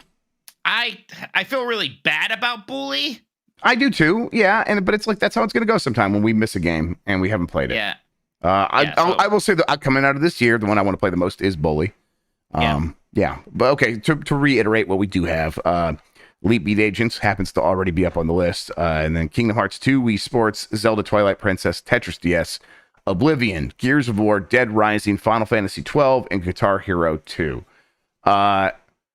Mike, at this point, for me, I put Oblivion at number 2, and then maybe I'm okay with like Twilight Princess making the list. But I don't think it doesn't have to. So I would be. Oblivion is number 2. Yeah. Right, Okay. Great. Fantastic. Love to hear it. Right. Yeah. Oblivion is number 2. I agree. Great. Okay. Well then, Kingdom Hearts 2, you want to put that up there at 3? I'm completely fine with that because honestly, for me, EBA and Oblivion. Listen, I know what's getting on the list, Mike. I know what's happening here. Look how magnanimous I am. I let Dan win Mario. I let you win this. Wow. Yeah. Man, you must be having a good day. All right. Yeah. Absolutely. Number 3. Let's go. Yeah. Because I mean, at this point, I'm like, yeah, I'm fine. I'm good. 2006 was a year where I was like, what's going on with this? Is this DS going to be anything? That's what I can afford games on this thing, and I guess I'll play Wii Sports a ton. And so yeah, I don't know. I would put Wii Sports up there, but at this point now I'm looking at this list. Well, Jeff, I mean, hey, if you really feel that strong about Wii Sports, buddy, you can do it. Well, I'm interested to hear what else you would put up there. I think Gears of War belongs up there. That sounds good. I think Gears of War was really good and important. Cool, that works for me. Let's. Yeah. And then like. Final Fantasy 12 is definitely a favorite of mine. I'm not like super intense about it. It has to be on there. Yeah, I just don't know what else I'd put up. I mean, I guess I really like Dead Rising a lot. But no, not that strongly about. Yeah, but not that strong. I just like it a lot. These are all a bunch of good games. Is there anything below Guitar Hero 2? Is this it? No, I think that's it. Okay. Yeah, I mean, which one are you feeling? I mean, let's put Final Fantasy 12 up there. Oh, let's just do that. Right. I'm good. I'm completely good with that. Okay, thanks, buddy. Yeah, no problem. Nice guy. Hey, EBA being number 1, that makes my night right there. And we all agree on it. So there's no reason to argue. This is fantastic. I'm completely fine with this. Also, Oblivion being number 2. That's right. That is the correct placement. Yeah, no, I think that's absolutely right. Oblivion. Mike, why don't you go ahead and read the list as we have it now for everybody? Best games of 2006. Games that released in the U.S. 2006. Number 1, Elite Beat Agents. Number 2, The Elder Scrolls 4, Oblivion. Number 3, Kingdom Hearts 2. Number 4, Gears of War. Number 5, Final Fantasy 12. So, man, I almost said this, but, Elite Beat Agents is a Nintendo game. I almost said, wow, we don't have a Nintendo game on the list. But no, not really. I know what you mean, though. There's something about it's like kind of out of nowhere. Yeah, it's a little different. All right. Big Nintendo game coming out next year. We'll probably be talking about. Probably. Okay. You know what, Mike? Let's just hop into it. We got a few more super chats. Yeah. Let me see. Hey, wait. Let's do a small break. We're gonna take a small break. We'll be right back after this. We're back. Yes. And what we're gonna do the super chats. Let's hit those super chats, Mike. Go for it. Yeah. Juxo9 says, let's go, Mike. Kingdom Hearts 2 is still a very solid game. Combat holds up very well. Remember unlocking Final Form randomly for the first time? Good stuff. Oh, it was great. I 100%ed that game so I could see the secret ending. Even, like, we had YouTube, I think, but it was kind of grainy and bad. So I was like, no, I can't do that yet. I got to actually play for another 30 hours and, get Pooh's Honey Hunt unlocked and beat that and stuff. Oh, good times. Matt Sampson with a first super chat. Thank you so much, Matt. Says, Jeff, I appreciate you always digging deep into the messed up, ever-changing financial corporate world of gaming. As a small business owner myself, are there resources you listen to or read to stay current on what's going on? Yeah. The big ones are going to be every morning I wake up and I say, okay, Google, play Up First. And that's a really good news program that's going to get you caught up every day. And it's not going to make you mad in too many ways. It's going to make you mad with some of the stories that are just so frustrating, but they're not going to ruin your day with trying to get you upset just so you stay engaged or something like that. And then I will listen to Marketplace on NPR as well. And that's going to be your financial news. And then Planet Money also on NPR. A lot of podcasts. I find that's how I'm pretty good with that stuff. But these also have Planet Money has a newsletter that's very good. And as long as you kind of are paying attention to the themes they always bring to each episode, they're like, hey, this matters. If you understand why those things matter, you're going to come out of it kind of understanding what's happening with most decision making for most of these big businesses. So yeah, those are what I use. Chris Quinton with another third very generous super chat. Thank you again so much, Chris. Says, I would say hide some Sonic miniatures around Dan's house, but this is the guy that almost sent a 50-gallon drum of barbecue sauce to someone's house as a prank. And I'm Archangel Mike. Oh, gave out some subs on your streams, but wanted the boys to get a taste. Thank you. Oh, shout out. You have been sending a ton of yes. What is it called? Gifted subs. Thank you, Chris. Thanks, Chris. I really do appreciate it. Yeah, this is why we're worried because like Dan did say, he's like, I told someone once that if I send them a picture and if they didn't hang up in their house, if I come to their house and it's not hanging up, I will send them a bigger one. And he's like, I will eventually, it would be bigger than their house. And I know he would actually do that. I know he would. So it's I'm not messing around. Yep. Got to be very careful. Walking on eggshells. Walking on egg whites. Mikey O'Leary says, folks, Jack Skellington in Fortnite has weird proportions. I bet. I mean, because he has to have the same proportions as every other character model, but it's Jack Skellington who's supposed to have long legs and arms. Yeah. You want to hear what ruined my wife's night tonight? Yes, please. She's been checking Home Depot this entire the last couple months, waiting for the 12-foot Jack Skellington to go on sale. And I'm like, just get it, just buy it, because she wants it. The kids really want it, and then it went on sale earlier today when she was busy, and by the time she recognized and saw it, it was sold out. So there you go. Yep, real bummed out. I'm like, listen, they'll probably have it again next year. They don't always, but they probably will have that one again next year. We'll pick it up then. So yeah, we'll see. Wow. Willow Davis says, forgot SmackDown versus Raw 2007, the last one with Benoit.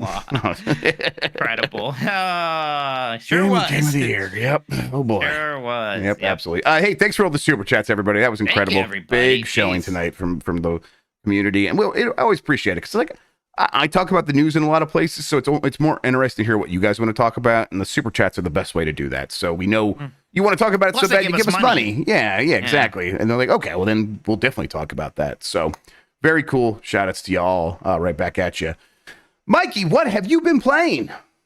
I've been working pretty hard and catching up on Baldur's Gate 3. I assume pretty close to the end. I've done a lot in Act 3. Pretty much everything I can do, really. There's a couple things I'm curious about. A couple I don't need to do every character's whole deal. I just want to do it for the people who I've actually been traveling with. Just the ones you've had sex with multiple times. Yes, exactly. And a few of those seem like they haven't really gone to the next stage yet, so I'm hoping that just sort of happens, or I'm not going to miss something. But yeah, I'm at the max level, right? 12, like once you're 12, you don't level up anymore. Right, so I can't actually get any stronger just by leveling up. Yeah. There's no need to go out and grind things or anything like that. Yeah, still been really enjoying that. Been having a lot of fun with just the smaller missions. I was talking to you about how there's a crooked newspaper that was going to print something mean about me, so I had to break into their cellar, and I found their printing press, which was sentient. It was talking to me, so I made a bargain with it, and it was just kind of good, fun stuff there. That sounds like a great campaign for an RPG. It really is. It's so dense, and it reminds me of that KOTOR kind of thing, because I never played. There was Baldur's Gates, so of course it reminds me of KOTOR, which was that's those same people. Yeah, and also D&D rules. So yeah, right, exactly. It's just that's kind of what I'm really not to compare to Starfield again, but I do like the games that are dense. They can still be plenty big. Like this is big. Even then, I'm in a city. Is it the size of a city? What? No, but it's big enough and it's dense. I like that every building probably has some kind of quest line associated with it that feels just as special or important as anything else. And I think, you like it because I think it's better. Being dense is better. Like compare it to what happens when you land on a planet in Starfield and you walk for 5 minutes before you get to something interesting. That's actually kind of bad, and it shouldn't work that way. They should make that better. And the way you make that better is just bring in most of that interesting shit into at the most every 90 seconds I'm walking into something interesting. So yeah. I realize this is a completely different game than what they made, but boy, do I wish there was but true source systems in Starfield. Yes, listen. There's other things they could have done to make it better than. But it is a problem the way that works in Starfield. But again, we don't always have to compare it. I know people don't like that. I know. I'm sorry. I can't help myself. Yep, I'm the same. But yeah, Baldur's Gate 3. I'm glad I kind of got in the swing of that when I did get my vacation. I stuck with it, trying to get it working on my Roger Ally. Because I do have a little bit of momentum with that where I'm like, I can get right back into that once I get some of the stuff off my plate. And it is going to it's going to have to be my November game, I think, in a big way. So going to play a bunch of it. I'm probably not going to beat it, but I'll play a bunch of it. Shadowheart and I are in love, and I saw her nipples. Whoa! Do you marry her? Who's talking? Surely that's some disgusting mod. Get back in your hole. Listen, I have a question actually. Please. Do you want to? I wasn't taking questions, but okay. I heard a lot of people that after playing this game, they kind of want to play actual D&D. Do you have that like, oh man, I kind of that's work. Somebody pays me to. I really want to play D&D. Yeah, if Giant Bomb and Jeff pay me to, I'll play D&D. Sure. Okay, well, we'll figure something out. I would watch that. That would be so awesome. No, it would be fun. Like, you would be really good at D&D is the thing. You would be a really fun person to play with. I would have fun with it. I guess I couldn't do it with the people I actually know, which is what I associate D&D with, but I know it doesn't actually have to work like that anymore. So, yeah, it'd be fun. I would do it. Absolutely. I've been playing Alan Wake 2. I'm still pretty early on. But I'll say that it's got a real strong start. You kind of immediately you're kind of in this weird situation, and I'm going to try to talk around spoilers as much as possible. I will kind of like talk a little bit about one thing of like setting up a mystery, but it is the setup for a mystery. And also it's pretty obvious if you know what kind of games these are. So yeah, you start off in this weird situation, and it's immediately just, okay, this looks incredible. The vibe is so spooky and well, like it's capturing the spooky elements of the Pacific Northwest, while also just having its own sort of signature look and feel. And the game looks and plays great. And then you get to the Mind Place, which is she says, my version of the Mind Palace. It's her Fable 3 pause menu. Sure, her Fable 3 pause menu, which she says that as well. And then you start like piecing together the way that the mystery, like you get evidence as you go explore the world, and then those become like little notes. You take them in your Mind Place. And then it's up to you to like place the notes on the right question. And then as you kind of complete the question, you have a jump in logic. You're like, okay, I have a conclusion, and that can lead to new questions. And then you start the process over and over again. Is that kind of like an Obra Dinn? It is nothing like Obra Dinn, because Obra Dinn is you're doing all that work. Here, the game is mostly doing the work for you. Like, you do need to like know where to put it. But if you put it in the wrong place, it's just like try again. So, and there's only 2 questions, but so it's like they said it during development. They're like, yeah, we wanted you to be able to figure it out yourself. We couldn't get it to work. I would have liked them to have made a game like that. They didn't make that game. They made this game, and this is still a very cool thing where it's like you still feel a part of solving the mystery, and it still establishes Saga as this really cool character who is a detective who is capable of these really cool logical leaps, and those become. Like she does that when she's profiling people too. This is a separate thing that's happening in the Mind Place. You have your big wall of evidence, and then you have profiling. You go over to think about a person, and then she sits there and thinks about a person, puts them in their perspective, and then she comes out with like, this person did this, and they're very specific things. So she's got almost supernatural abilities to like, oh, that person must have picked something up from the crime scene, and they're hiding it. And it's like, I didn't get that, but no, she knows it because she's just that good. And then so now you can go back out of your Mind Place, ask that person that question, and I'm like, all that stuff is bringing me in. It's reeling me in. And then you turn around from like that interview thing in the diner, and then suddenly you're talking to this crazy blonde lady who's just like, hey, I haven't seen you forever. And Saga's like, I don't know you. And then she starts. Is that the crazy blonde lady from Alan Wake 1?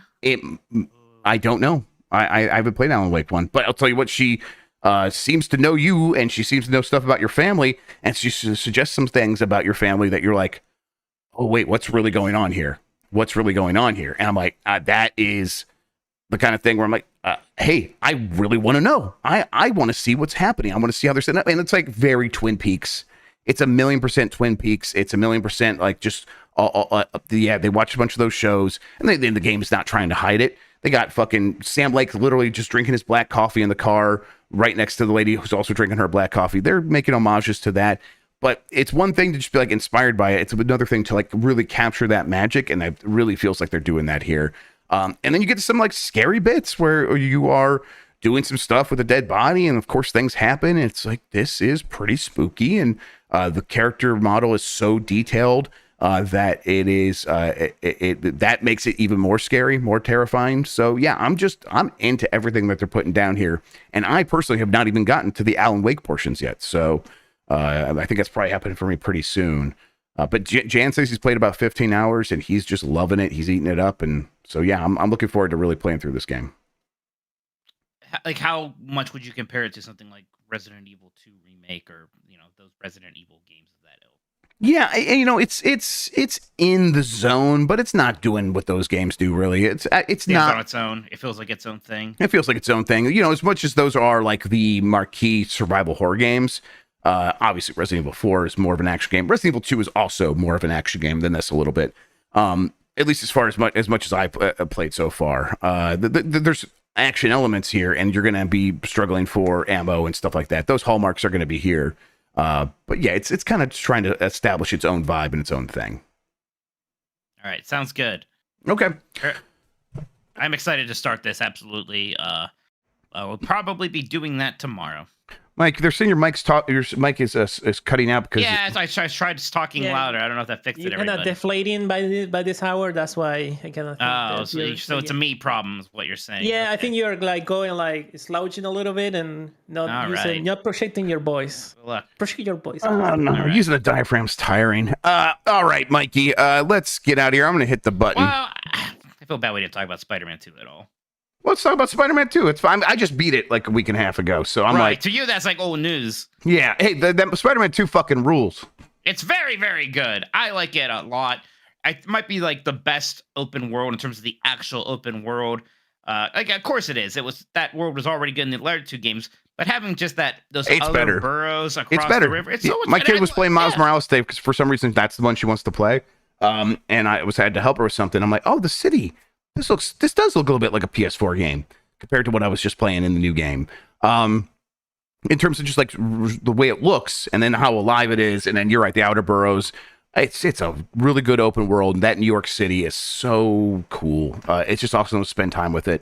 But yeah, I mean, I would love to be playing more Spider-Man 2. I would love to get the platinum. That doesn't seem that hard. I'm pretty close to it. But even beyond that, I'm like, I just want to keep playing it in general. I would love to be one of those people who streams Spider-Man 2 on TikTok to music and stuff and just moving Spider-Man throughout the world and having 1,000 people watch you or whatever. Disgusting. That's my life, and that's what I want it to be. Yeah. So how far into it are you? Are you like on your way to beating it? Suits. Okay. I haven't met Venom yet, though. Okay. All right, so you'll get it all, and it goes pretty quick once you get the black suit. That's when the game's like, okay, we are just kind of barrel through this story now. They take their time setting everything up, but I like the way that the story paced itself out. I had no complaints there. I think just overall, it was all just little nitpicks. And at this point, looking back at it, I'm not thinking about any of those. I'm just thinking about how much fun it is to move those characters around that world. It's so fun. It feels so good. Even like that wingsuit really is just the solution to make going around these areas that don't have quite as many tall buildings even feel incredible. It's funny that the game with the greatest fast travel system ever is the game where I don't want to use fast travel. I honestly did not use it once until after I beat the game. And then I was like, I guess I'll just see it because it looks so, people are showing it off and it looks so cool. I'm like, yeah, that's great. Yeah, it's cool. And then I'm like, I just like flying around in this game. So I'm just going to do that for sure. Yeah. I'm sure. The technical stuff. Have you encountered any bugs? People kind of becoming a little bit more of a story. I mean, a little. I definitely have. So did I. Crazy. Nothing crazy. Yep. Nothing atrocious. Nothing where I'm thinking about that and I'm like, oh, that ruined my game. I had a crash, I think, once. Wasn't a big issue. Just loaded a save. I had maybe a character T-pose or something similar to that. Yeah. Once, or, I think so. I think I had a T-pose. I think I had a handful of audio bugs. Those were the ones that happened most frequently to me, and I'm like, okay, that's a bummer, but it's not for me. It's just not the end of the world. It does not ruin the experience for me at all. And the next cutscene was just fine. So, yeah. Okay. We're gonna have a lot to talk about Spider-Man 2 when it gets to Game of the Year time for sure, because it's in the conversation for me in that top 10 range for sure. Definitely top 10, maybe even top 5 for me. We gotta start putting together lists of stuff for various things. It's like it probably does make my top 6. I would say probably does. Cool. Okay, Mike. Yeah, now I'm hitting the button. Why don't you tell people where they can find you on the internet? Yeah, Tokoto at all the places. Check out the new Blake Club. Grubb to Hell, Jeff Tribution. Is that correct? Yes. Ride. I think you went with Ride to Grubb, Jeff Tribution. Ride to Grubb, Jeff Tribution. Of course. I'm just gonna call Grubb to the bone. Yeah, of course. Just playing a bad motorcycle game. It's funny, and yeah. And then we also did the Super Mario Wonder Grand Prix today, which was a really good time. That game's racing mode is a lot of fun. That's just a good we'll talk game. some more about Mario Wonder on Tuesday. Last Nintendo's. I'm not going to be here next Thursday. My vacation's going to start a week today, everybody. I'm going to be gone for a bit. Going to miss maybe 2 episodes of this show and 1 episode of Last Nintendogs. We'll get AJ on. Don't worry. We'll get AJ on. Yeah, we'll see. We'll get some of these guys on. Make it happen. Yeah. I'll miss you all very much, but I'll be happier without you. Yeah. You have fun. You enjoy yourself. Don't get norovirus. Don't puke and shit yourself the whole trip. I got my vaxes. I'm good. All right. I hope it works out just well for you. I'm on Giant Bomb. Those that Ride to Grubb, Jeff Tribution was actually a lot of fun. You should check it out if you haven't watched it. It's a good time. I showed it to Steph. Well, actually, Steph just loaded up because obviously she did all that work. She wanted to see the fruits of her labor. Right. And that scene, that moment where I try to roll underneath the truck on my side, and then it loads. It loaded you. And then it blows up. She was dying, laughing so hard. That was the funniest moment. It was incredible. It was incredible. And then that and the sex scenes, she thought those were very funny as well. And then like the second girl shows up, she's like, well, I know where this is going. I'm like, yep, you're right, you got it. So she's having a good time watching that. If she's enjoying it, you all definitely will. All right, anything else? Watch that Mario thing. Ghostbusters tomorrow. Yeah, I think we're gonna play Ghostbusters tomorrow. We're gonna do the not the new VR one. We're gonna do the asymmetrical online multiplayer one. So looking forward to that. That'll be fun. Kind of a little bit of Halloween spooky stuff. I might try to find time to play some Alan Wake 2 on the website tomorrow. I don't know when. Yeah. We'll figure it out. Yeah. Bye, everybody. Until next time, have a good one. Take care of yourself, and goodbye.